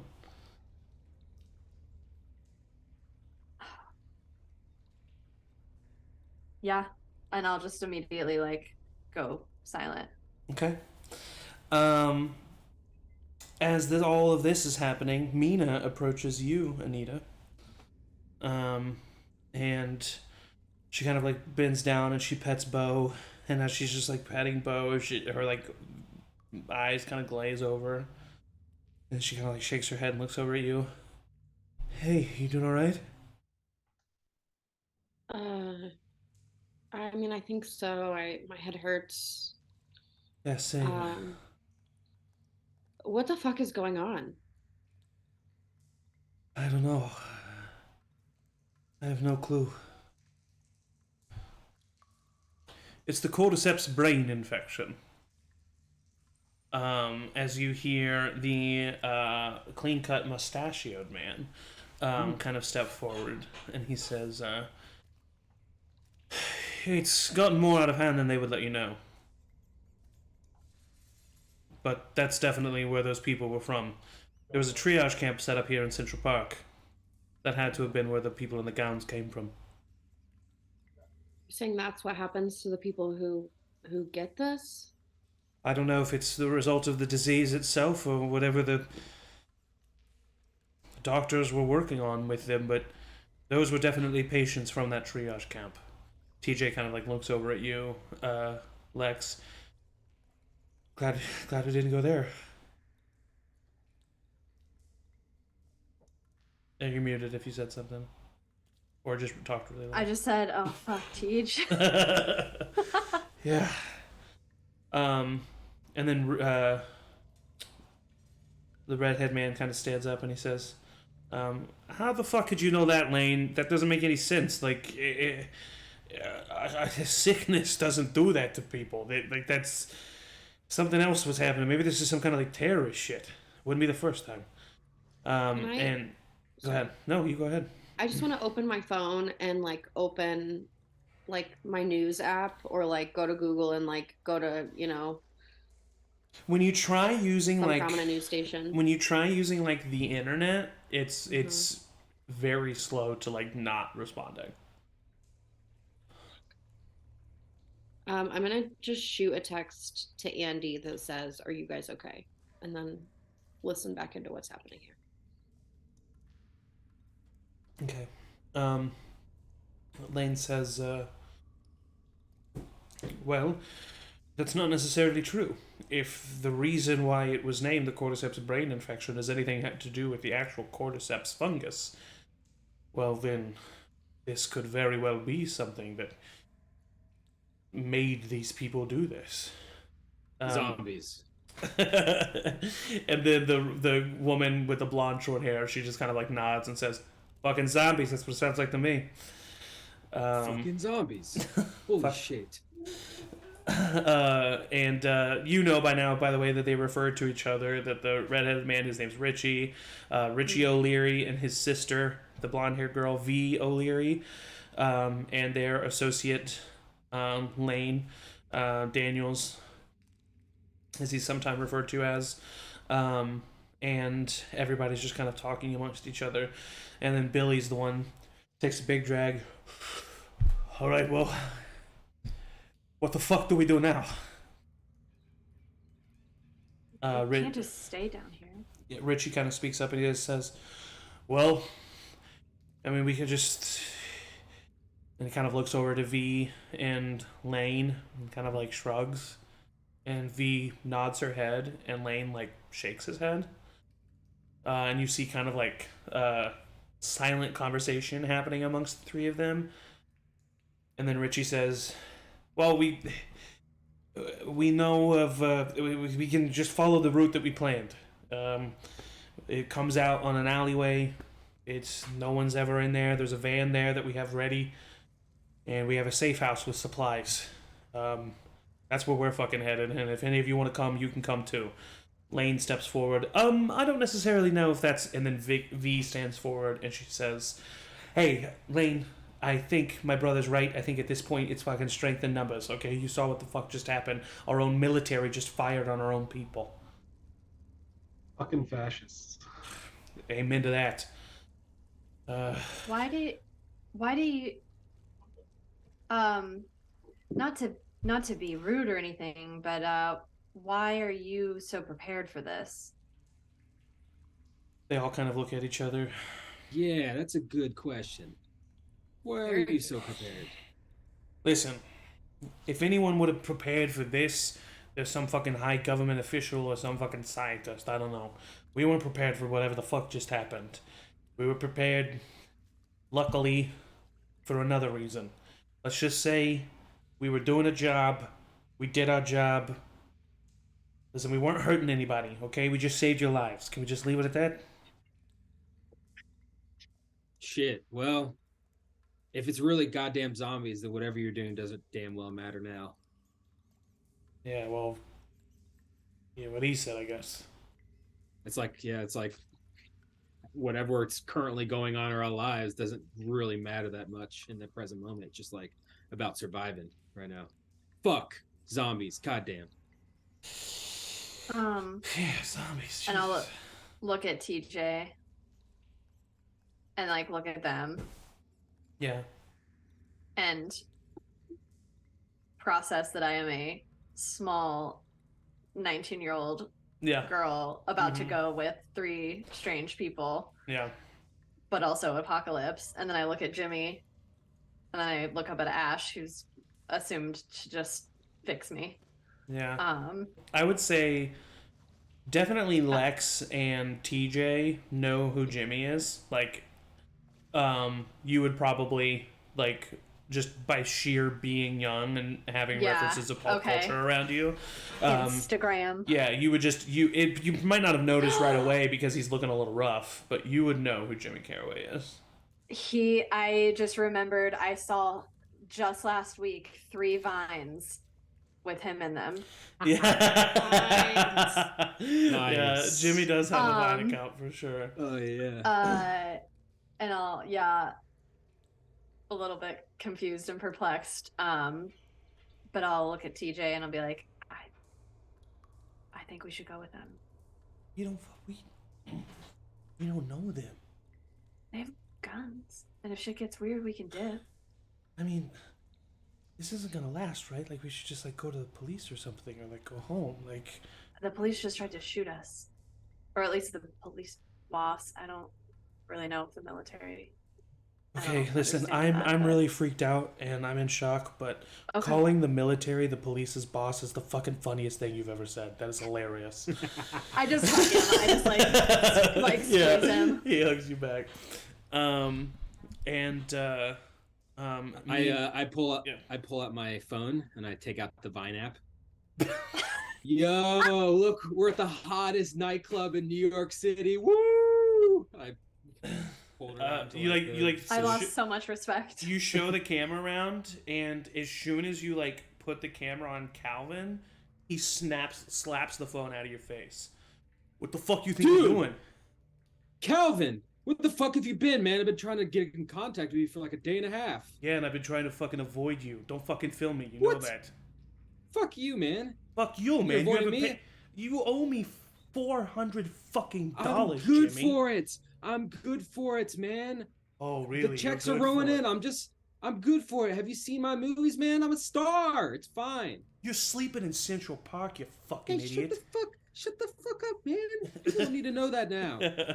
As this is like argument is happening, Billy looks over at you, Ash, and he just kind of like raises an eyebrow and he says, he like takes a big drag. Calvin, are you okay? It'll be fine.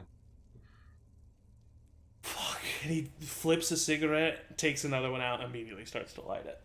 Yeah. Richie kind of stands up at this point.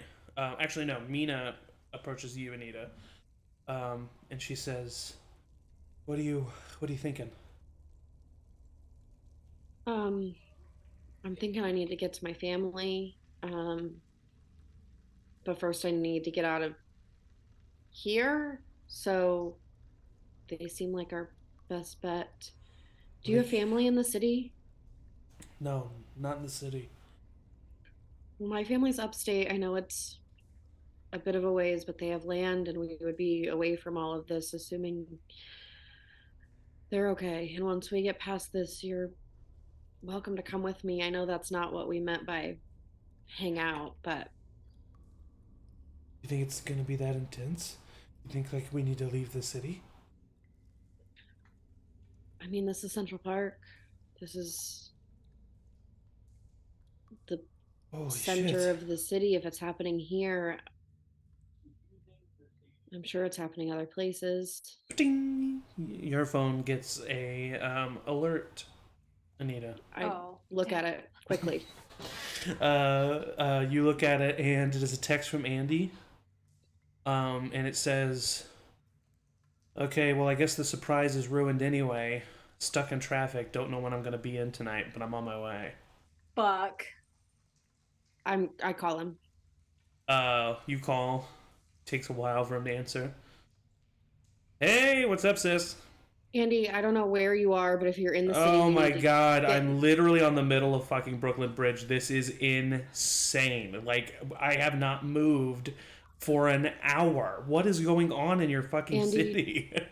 Don't get out of your car. If you're able to get in a building, just go inside a building. Shit is going down in Central Park. What? Andy, this sounds crazy, but like people are eating other people and I'm in a sewer. Okay. I've got to hand it to you. I never Andy. expected you to try to pull this on me. This is good. This is good. Seriously. Can I try to switch to FaceTime? FaceTime in 2013. I'm pretty sure there was like Yeah. Version of it. Yeah, it was like a separate app and like a. What are you doing? What does this say on my car? What is this? What is this? What am I supposed to do here? Answer it. I can't. The phone's connected to the car. I'm already talking to you. What am I answering? Get your phone out and look at it. You're stuck in standstill traffic anyway. Get your phone out. Well, my phone, and you hear like the undeniable sound of rummaging through fast food bags as his phone pulls out, and you see his face appear on screen, incredibly pixelated.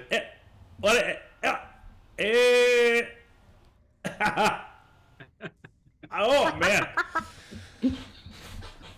Okay, I'm gonna stop the face. I'm gonna stop the FaceTime.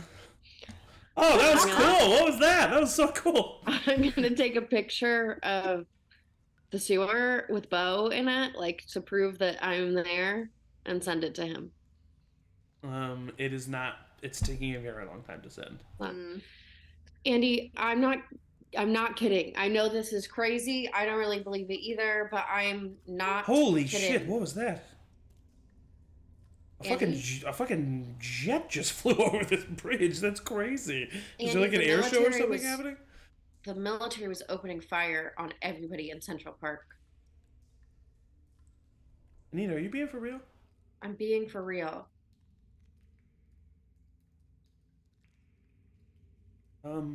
You're in the middle of the Brooklyn Bridge? Yeah. Okay, I'm in a sewer in Central Park. I'm maybe going with some people to a safe house, but I need to get to you. You need to get to me. I don't know how. Well, where do I meet you? Not at your place? I'm gonna look up at V. Is that V? who's been talking to me? Well, Mina's been talking to you. Oh, no, but who? Okay, yeah. No, none of the three individuals. I'm gonna look up at V. Yeah. I meant that. And say, where is your safe house? My brother needs to meet me there. She kind of looks over at Richie and Lane and kind of nods and then gives you the address. I'll text it to Andy so that he has it. Okay. Find a pen in your car, write it down, and hey, hold on, sis. People are running. People are out of their cars right now. Andy, don't get out of your car until there's nobody in the street beside you. Hey, listen, I'm a big boy, okay? I'm just gonna see what's going on, okay? Andy, you don't know what I've seen. I love you. I'll see you soon, okay? Say I love you back. Andy, I love you. Meet me there, okay? Meet me there. The phone clicks off.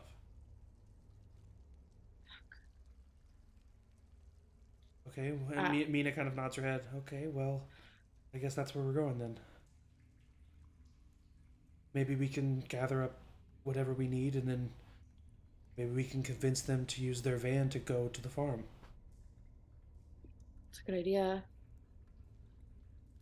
Okay. He's in the middle of the Brooklyn Bridge. What? My brother apparently came to town to surprise me, and I didn't know, and he said he was stuck in traffic.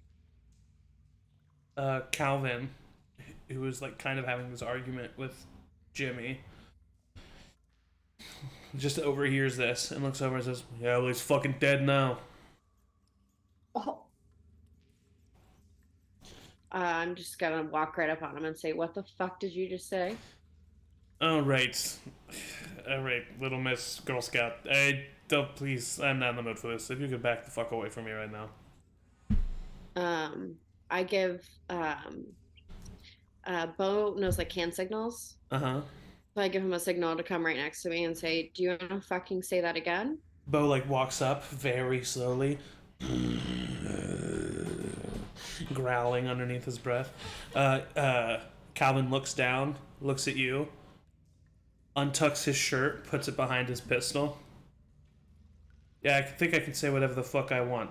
You want to do something? I walk up behind Calvin and I put my pistol against his back of his head. Hey, Calvin, let's calm down here and stop threatening people with your pistol. I put my pistol down. All right, everybody. I say my vote is we're going to go with these fine people to the van. And I pull out a bag of Coke. This is the only time I'm ever going to offer this. If you want to hit off this, let me know right now. And I start like making lines. On What are you what? gonna do? What are you gonna do? Arrest me? Officer Capital is she's adamant. She's not talking at all. I got a little mirror, like a. Okay, yeah, mirror of in my course, bag. yeah. Oh my god. This hardly seems the time. What the fuck are you doing, Jimmy? I just look. I need this to give me a little pep in my step. We're dealing with fucking zombies here. Jesus Christ, you're an invalid. Listen, if you ever fucking pull a gun on me again, it'll be the last fucking time you do it. You understand me? Well, stop pulling guns on just random. I didn't pull it. I showed it to her. You fucking idiot. It's the fucking same thing. Richie kind of like puts up his hands. All right. Listen. All of us calm down. I'm not going to judge anyone if they want to do the fucking coke. That's weird, but can we all just take a step outside of ourselves and realize this is this is insane, okay? We are making our way to a safe house. If you want to come with us, you will. If not, you should still come with us so you at least exit the street on an empty alleyway. And then you can decide to do whatever the fuck you want to do. All right? Lane kind of like rolls his eyes and he picks up the like square backpack that has been put on the ground and puts it on his back, and you hear this very slight whimper. All of you hear it coming from the back. What the fuck? Never you mind. It's fine. It's my... Do you have one of those things in there? One of what things? Or whatever that... It's my pet cat. Oh. Bo's tail is definitely wagging.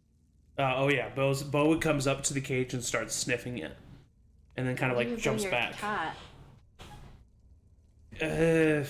Because I am emotional. Interesting. I'll go back to my phone. Is there an insight check? There's a vibe check. Yeah. Okay. I would like to vibe check if I may. Of course, you can vibe check. Also, just Ash is for... definitely scrupulous of this guy because he knows a lot. Mm-hmm. Yeah, he's showing a lot of intelligence. No. How old is this guy? Lane, he looks to be mid-30s. What'd you get, Ash, and then what'd you get, Anita? I got a 15. I got a 12. Ash, he's hard to read. He's being dodgy, unfouled. Like he's like that's definitely something that's happening, but you don't really get what's going on. I mean, Anita, you know that he's got to be lying, and then with a 16, you remember the name that Richie said when he handed V the backpack. And you also remember that name as the name that Mina told you during your post-interview. Oh, okay. I see what happened here. As very interesting. the plot thickens. Yeah, as Bo kind of comes up to the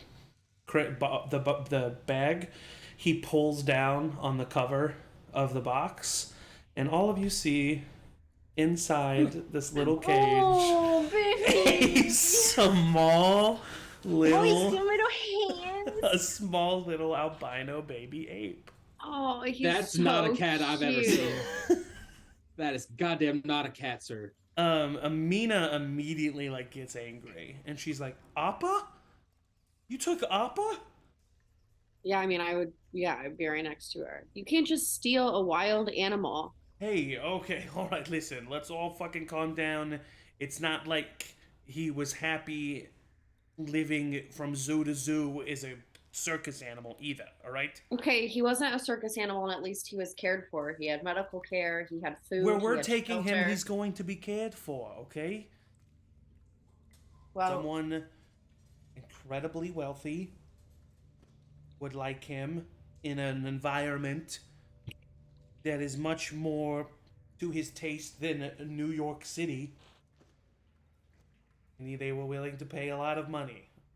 Let's And they funded this little fucking thing, and that's why we're here, okay? There, it's all out on the table now. look at it this way too. He'd probably be dead if he was still at the zoo now. Thank you. And if these Whatever the people fuck weren't your here, name is. if these people weren't here, we'd all be dead too. Wait, so Right. you guys were stealing? You just stole a monkey? Yeah. What the fuck? Stole a That kind monkey. of makes me feel better about going with you. Yeah, we stole a That's monkey. fucked up. We're Who does taking that? him to a person who's gonna take. He's gonna be. He'll probably be a lot better. God, you guys call yourselves thieves? You're Oh my stealing God. fucking monkeys? You call yourself a comedian? You're sleeping in Central Park? Ah, fuck off. You do a bubble cocaine. Woo! All right, let's get to this van. Can I just like visually like go up to the cage and just see if it seems like the monkey is like okay? The monkey seems very. He's an ape. Yes, yeah, you're right. The ape seems very sleepy. You immediately clock this as being a wearing off of some sort of anesthesia, some sort of knockout drug that he was under. But other than that, seems to be relatively healthy. Well, go ahead. I didn't think I would say this today, but we don't have time to argue about a monkey. We need to get out of It's the an sewer. ape. You're gonna be It's a an ape. veterinarian's assistant. You're right. Hopefully, You're right. so- You're right. You're right. You're right.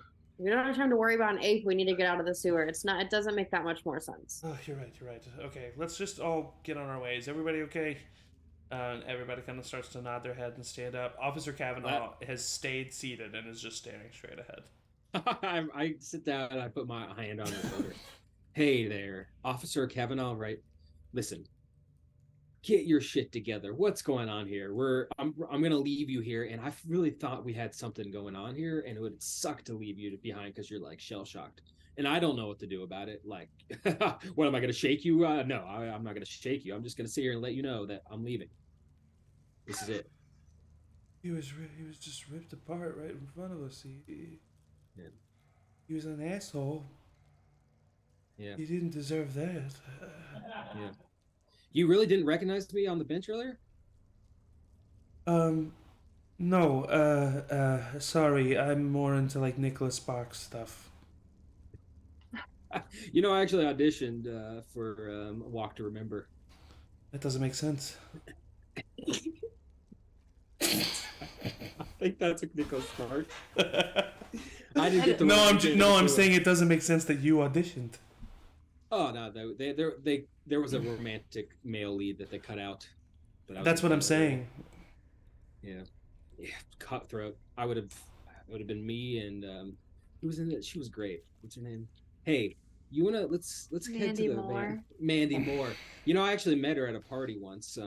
It was a beautiful party. It was actually hosted by Michael Douglas. We gotta go. So you all start to stand and start slowly making your way through these sewer tunnels. As you do get further away from the rubble, and as things start to come a little bit more to your brain as you're like analyzing everything that's happening, the shock starts to wear off a little bit, and the stench comes to your noses of the sheer aroma that permeates all around you. It's overwhelming. And as all of you are walking, some conversations start to kick up. Firstly, with you, Jimmy.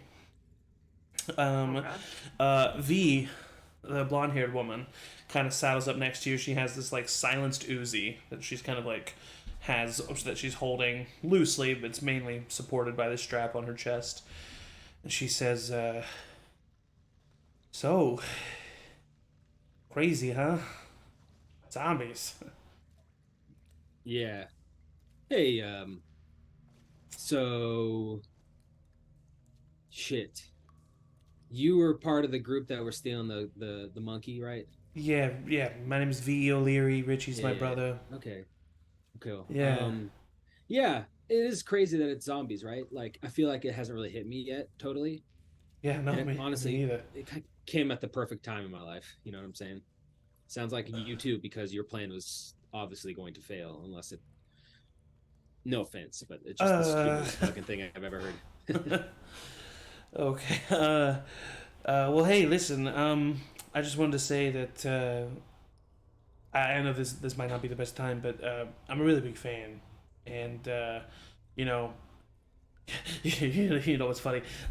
When I was sick, I would just watch the bloopers from Grown Ups 3, Yeah. and I don't know. It You know, was I was only in the bloopers. I actually wasn't in the film. I was only in the bloopers. That was good. yeah, I know, and that's why The like bloopers were bigger than the film, honestly. yeah, yeah. Um, but I just wanted to say, you know, you've gotten me through some hard times, and you've made me laugh a lot. So Yeah, I just wanted to say sure, thanks. no problem. Do you have a marker or pen or something, so I can write down? Uh, Actually, no, here, I I'll just just give you the. I'll give you the card. Here's the card. you see her like grab the card, like disappointed. She's like grabbing the card. She's like, well, I just wanted to tell you, you know, By the way, how old are you? I am 28 years old. Okay.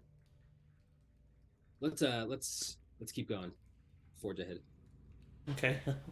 Well, you know, if you wanna, uh, if you need any help or anything, you just let me know. So. Yeah. And then I walk up next to Officer Kavanaugh. Yeah. Around her. How you doing? You getting through it? Yeah, I'm doing okay, Jimmy. Thank you. Okay. Hey, do you still have Jacob's gun? Yes, I do. I'm actually going to be keeping it now. We're kind of under like zombie rules, so. No, I was gonna say that you should. Oh, Um, hey, thanks. yeah, no, listen. I don't know. I guess this is what they call trauma bonding. I'm not sure, but I've got your back, Jimmy. I just wanted you to know that. I got your back too. What's your name again? Officer I would Kavanaugh. like to. Oh, I feel like we're on first name basis. I'm Jimmy, of course. Call me James sometimes. Veronica.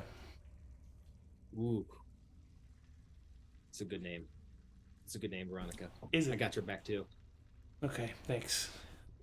Listen, I'm gay. I just want to put that out there.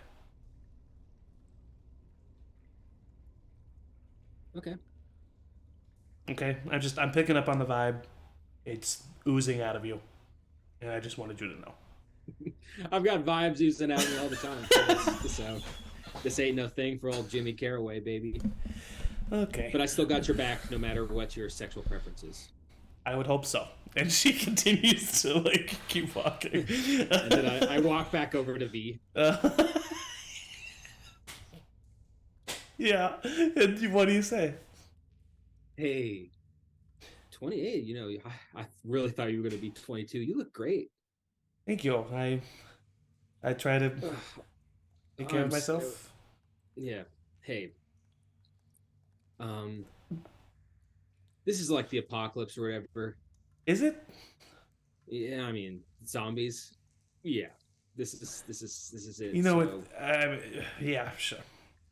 Yeah, and like the chances of us meeting up with other groups at this point are probably pretty slim. So Okay, well, So you have this- really made this decision quite easy for me. And she like picks up her pace and walks away from you. yep. Whatever. As that happens, you hear a voice kind of chuckle behind you. Fucking idiot. I turn around. Calvin.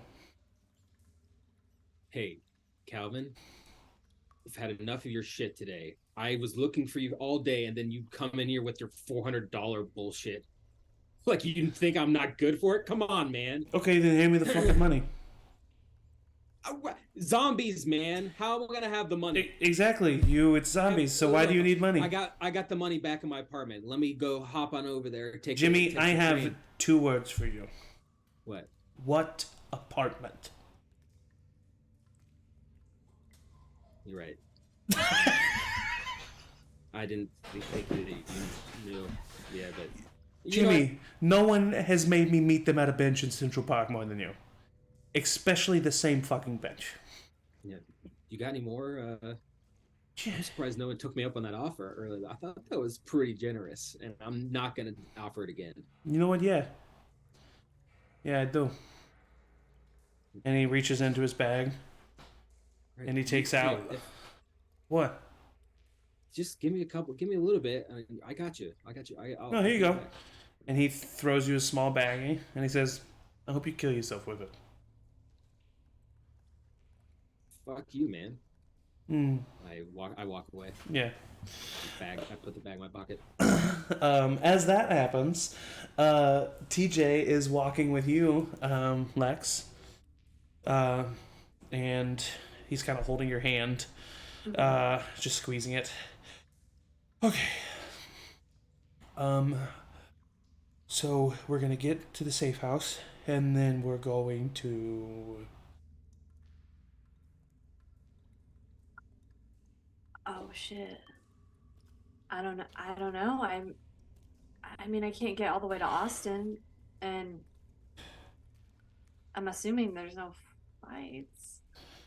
My sister lives in Atlanta.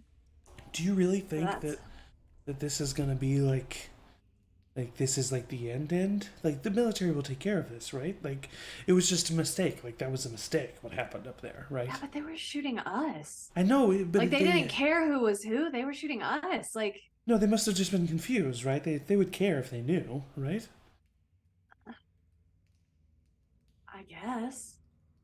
I would like. I guess I want to think that. Lex, I smoke weed and play a guitar in Central Park. I'm not ready for whatever the fuck is happening right now. I watched you smoke weed, and I play my violin in Central Park. No, we go to fucking Juilliard. Yeah, so we are wildly unprepared for whatever the fuck this is. Oh fuck!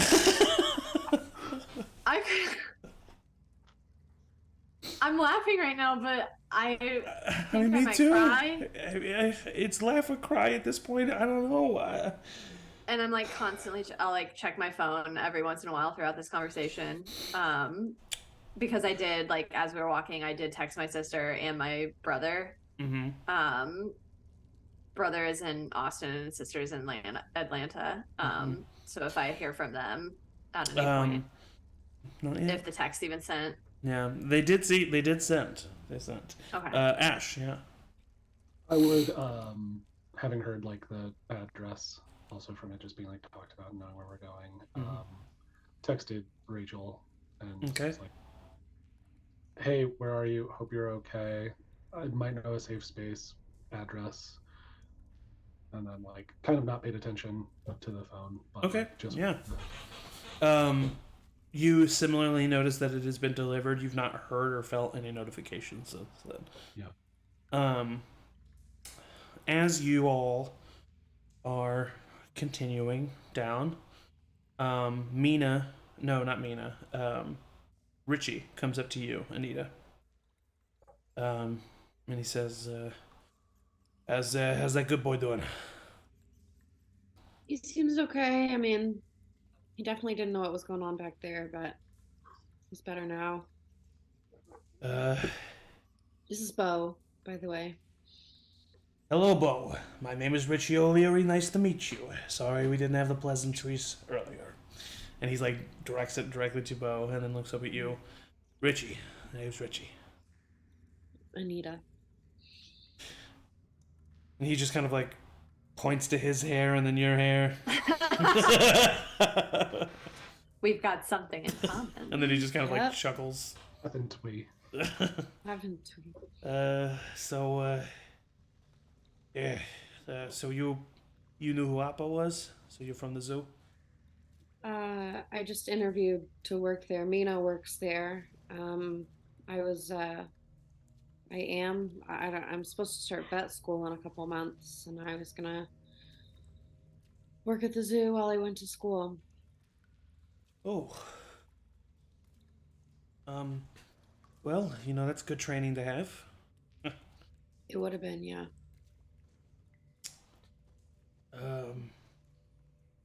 Listen, we're not bad people, okay?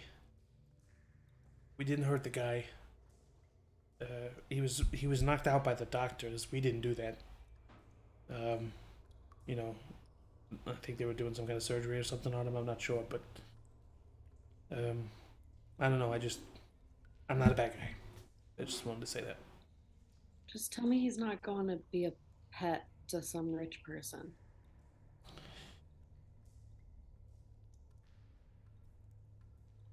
Oh, Pet is a loose term.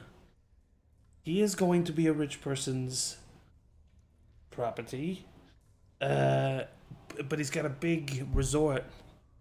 And how many of his own kind?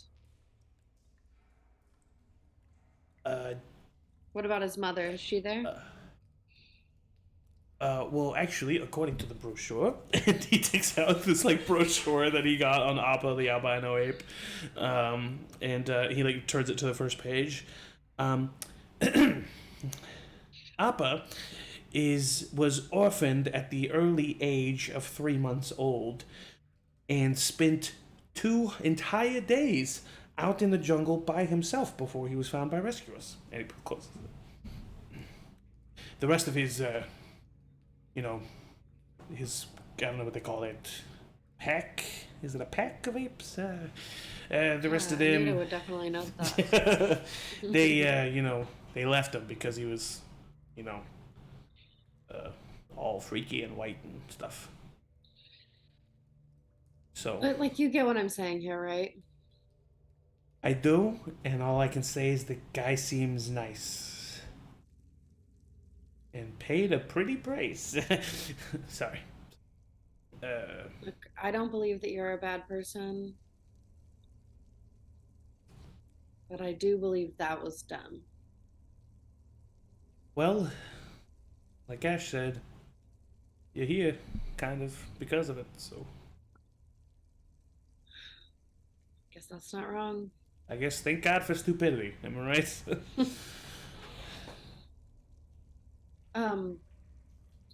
Did you get a good look at what was going on in any other parts of the city at all? No, I mean, we've been here for. I mean, it's gonna take us 2 hours to get to where we're going by foot. So we spent the last 2 hours in the tunnel.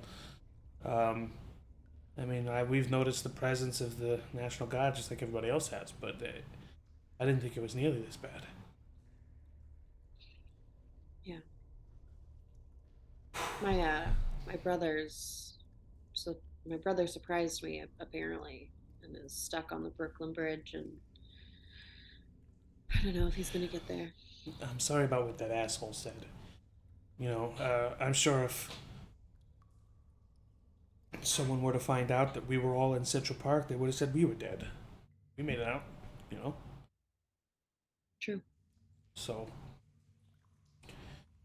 sure Well, it's gonna be okay. all things aside, thank you for helping us get out. Of course. Yeah, no,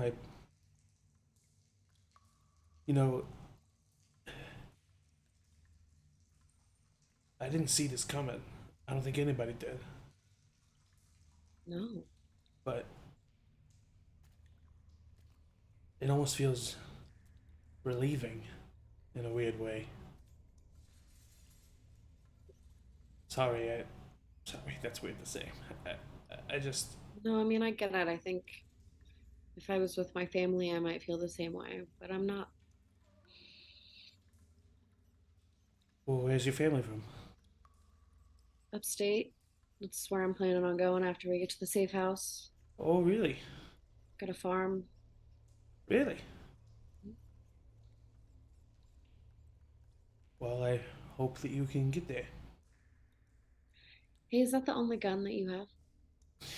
He looks down kind of at his silenced little submachine gun.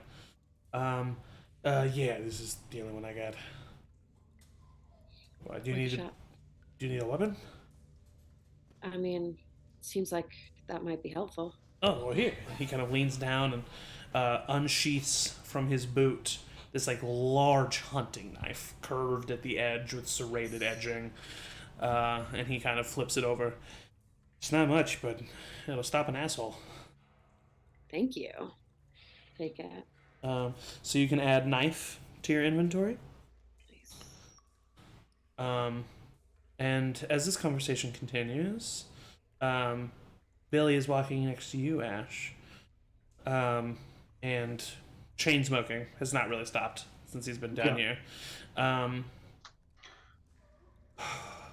So, what you playing, kid?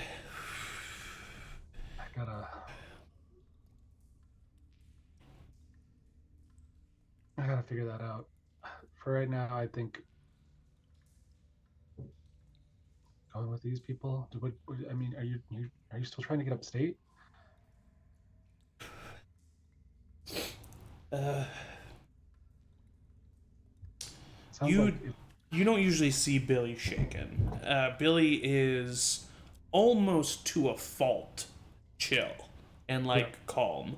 And you hear these stories, some from Billy, some from other people, of who Billy Chesterton used to be in his heyday. But that is never a side of Billy that you have ever seen. And so this like frantic, almost panicking version of Billy is like definitely a juxtaposition to what you're used to seeing. What were you gonna say?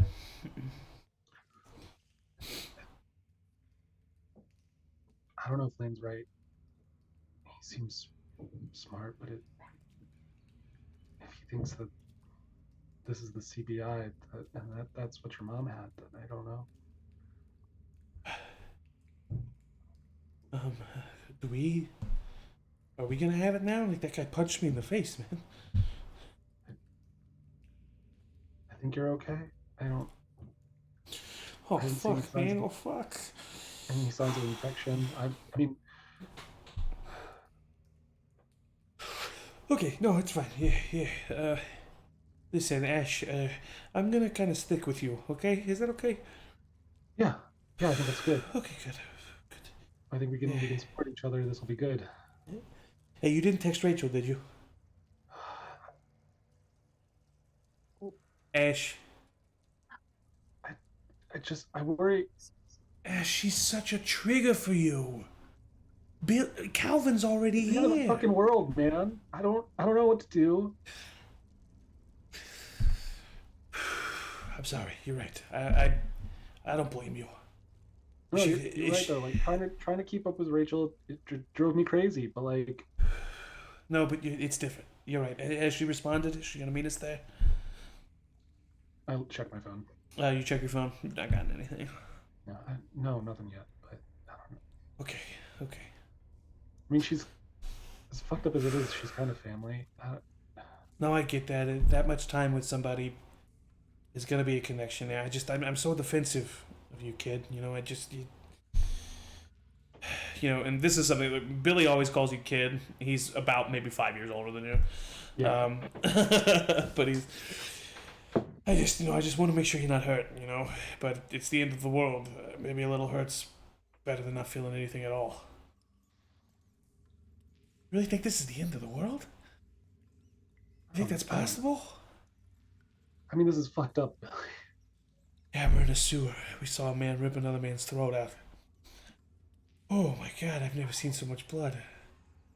I think You saw a man rip another man's throat out? This is Mina, who kind of like steps forward.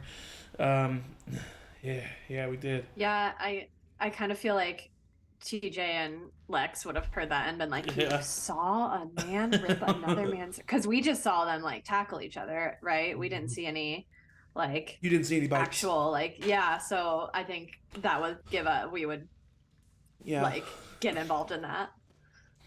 Yeah, no, we did. I mean, Ash, you chime in if you want, but these people, especially when they were running next to us, they were fucking animals. I mean, They're fast, they right? were beasts. Yeah. Like I've never seen a person run that fast. It's like that was their only. As if a person put 110% of what they were into just a movement. It was the craziest thing I've ever fucking seen. I don't think they can be zombies though. Yeah, no, they. Right? Because zombies like die and then they come back, but like, what is this, a movie? Yeah. yeah. They've got to be zombies, guys. I think Come it's on. like a flu or something, or like a. So we're talking like 28 days later zombies? Is that what we mean? Like, Well, you know, I mean, definitely World War Well, they Z still zombies died, are fast. though, didn't they? World War Z? Oh, sorry. Yeah. They, Oh no, look, we don't have a list of dates of zombie World war. War Z was out at this point in time. Oh, was it? Okay, cool. yeah, World War Z. Yeah, but that's nothing By like the Max- book. In the book, they were by really Max slow. Brooks. Yeah, yeah, the books, yeah. Actually, World War Z came out in 2013, June 21st, 2013. The movie. The movie did, yeah. Like The Yeah, Walking so Dead. The new sensation that's sweeping the country, World War Z. Brad Pitt was phenomenal. That movie. You know, I actually auditioned to be the Brad Pitt role. Anyway, I think they are actually zombies. I don't understand how they're like sick or whatever, but this is classic zombies if I had to guess. This can't be real, right? This has got to be some kind of. I mean, as you are all kind of like discussing this and discussing what's going on, dust and rock and rubble very slightly start to fall from the ceiling as the area around you shakes from some kind of massive vibration up above ground. And it just kind of shakes for a second and then fades away. Holy shit, what the fuck was that? Is it another bomb? Or grenade, or... That was much bigger than some kind of grenade. I suggest we just keep moving and we keep moving fast. Yeah. If we don't want to be underground if some other kind of collapse happens. Honestly, at this point, we should all get into like a bomb shelter and we'll just nuke the whole place. Oh yeah, you know what a fucking bomb shelter is, you fucking idiot? There's got to be bomb shelters around here. I don't know off the top of my head, but I'm sure there's one. Yeah, okay. Look, I'm just trying to think ahead of what's going on. It's probably overrun out there. It's probably hell on earth up there, and they're gonna want to get rid of it. I mean, they were already trying to literally grenade innocent people. They're already trying to stop the spread. So I guarantee they're gonna try to kill them all off. It's honestly, it's probably a big atom bomb or something that blew up there. That's my guess. TJ kind of speaks up at this moment. Come on, guy. I still think that could have just been a mistake. Okay, it all happened so fast. They were confused. I'll like squeeze his hand as and he he's kind of like talking to be starts. Shut up, Yeah, he starts to like fade. And I just think that maybe there's a chance. and like pull him like closer to me. And drop it. Just drop it. Okay. We're gonna be okay. We're gonna be okay. How do you know that? We're gonna be okay. Okay, fine. And over the next like hour or so, you continue to walk through these sewer tunnels. The shock has definitely worn off at this point. You feel ache, you feel sore, you feel fatigue hitting your body from the sheer amount of adrenaline that has been pumping through your veins. And you eventually make your way to another ladder and another manhole. And Richie and V kind of like stop and look up. All right, we're here. We're here. This is it. This is the alleyway.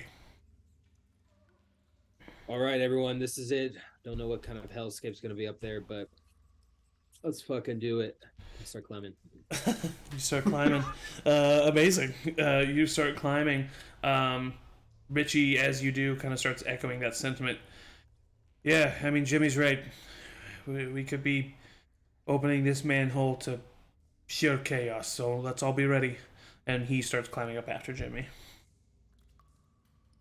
Who was it that helped me get Bo up last time? Oh, that was Richie who just talked, so he will actually wait. He will wait for your permission to help Bo again. Yeah, I mean, if he said that and started to like go and tried to take Bo, I would be fine with it and go right behind him. Okay, yeah. So you all start to make your way up out of this ladder, and you find yourselves entering into what looks like an abandoned alleyway. Immediately, kind of to the left of the manhole, you see an unmarked white van, very classic criminal activity van. But what really brings your attention is the view outside of this alleyway. It is now nighttime, and you wouldn't exactly see it like this, but you see looters. You see mainly people who actually don't seem to be infected, who are on the street. There's fist fights happening. People are breaking into shops. You hear glass shattering. There's fires that have been set, and you actually do see occasionally people with like blood pouring down their throat and their eyes, attacking people. But it is currently from a distance, and as that happens, Anita and Lex and Ash, all of your phones ding ding ding ding ding ding ding ding ding ding ding, get a bunch of notifications catching up on a bunch of shit. So Ash, you first. You didn't get as many, but you look down at your phone and you have texts from Rachel. And she says, the first one is like, where is this place? Who are you with? The next one's like, Ash, what the fuck is going on? What's happening? The next one is like, this is so scary. Are you seeing the news? Okay, you weren't messing with me earlier. Are you actually going to this place? And then the last message received over 30 minutes ago was, if you're there, stay there. I'm going to this address. Yeah, I'll respond with a, I was in the park, still safe, still headed there. Be safe. Okay. You see the message go through, say delivered. It takes a second. No immediate response. Anita, you have a couple missed calls from Andy. And you have some texts. The first one says, holy shit, you weren't lying. The second one says, this is absolutely insane. The third one says, oh my god. The next one just says, Anita, ... And then the last text message that you received from Andy, over 40 minutes ago, just says, you were right. I shouldn't have gotten out of the car. Oh, shit. Call him. I call him immediately. You call him. The phone rings. No answer. I mean, I just spend a couple minutes calling him on repeat. Do you listen to his voicemail? Oh, yeah, I listen to his voicemail. Oh, God. Okay. Oh, God. In the voicemail, Are you going to make me cry in the first session? you hear the words from the voice of your older brother. Anita, I don't know where the fuck you are, but if you're really going to that address, you should go there. It's really dangerous out here. Oh, that hurts. Oh, that guy came out of nowhere. Whew. Fucking biting people? Are you kidding me? Whew. Anita, I love you. Call me back, okay? And then the phone clicks.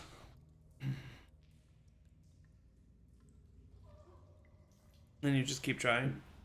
Yeah. She's crying. I'm not. Angie. You have a couple missed texts from your dad. The first one with a lot of typos says, "Where are you?" Mm-hmm. The second one is complete gibberish. Mhm. as if someone just smashed their thumbs into the keyboard over and over again and hit send. The second one is a text from Joel. It says, Lex, have you heard from your dad? That's it.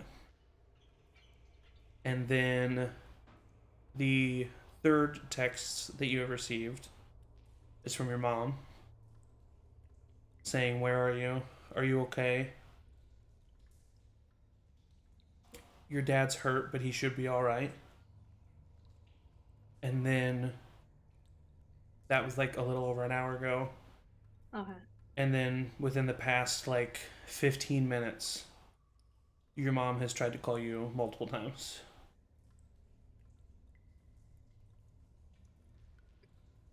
I'll call mom because dad is losing it. Yeah, you call your mom. See if I can get her. It takes a minute for this phone to even start ringing, but it eventually does. And you hear on the other side,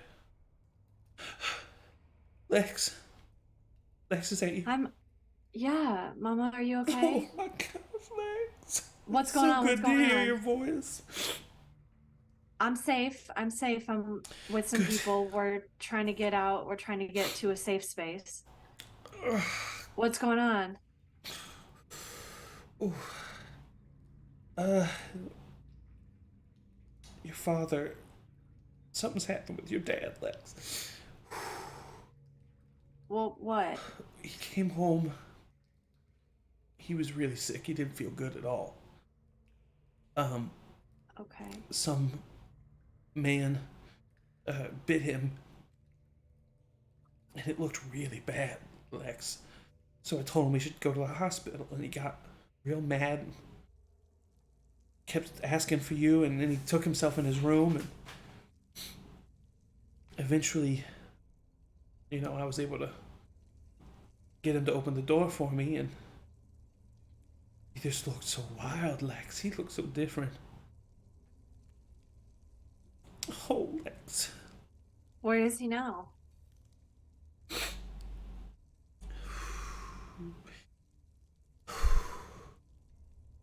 I think he's next door. I haven't had the heart to go look. He attacked me, Lex. I don't think he meant to. He seemed wild. He seemed crazy. Oof, it hurts. What hurts? Where he bit me. It just hurts real He bad. bit you? Yeah. It was crazy, Lex. I've never seen him like that before. And then he heard the dog and he ran outside, and I couldn't really see, but I think I saw The Joel. neighbor's dog? Yeah, I think I saw Joel, and he started running Okay. towards Joel, and I heard a gunshot. Okay, hang on. I'm gonna call over there. It's gonna be okay. Okay. Okay, I'll call you back, okay? Okay. And I'll try to dial Joel. You dial, rings, no answer. Rings. You try again? I'll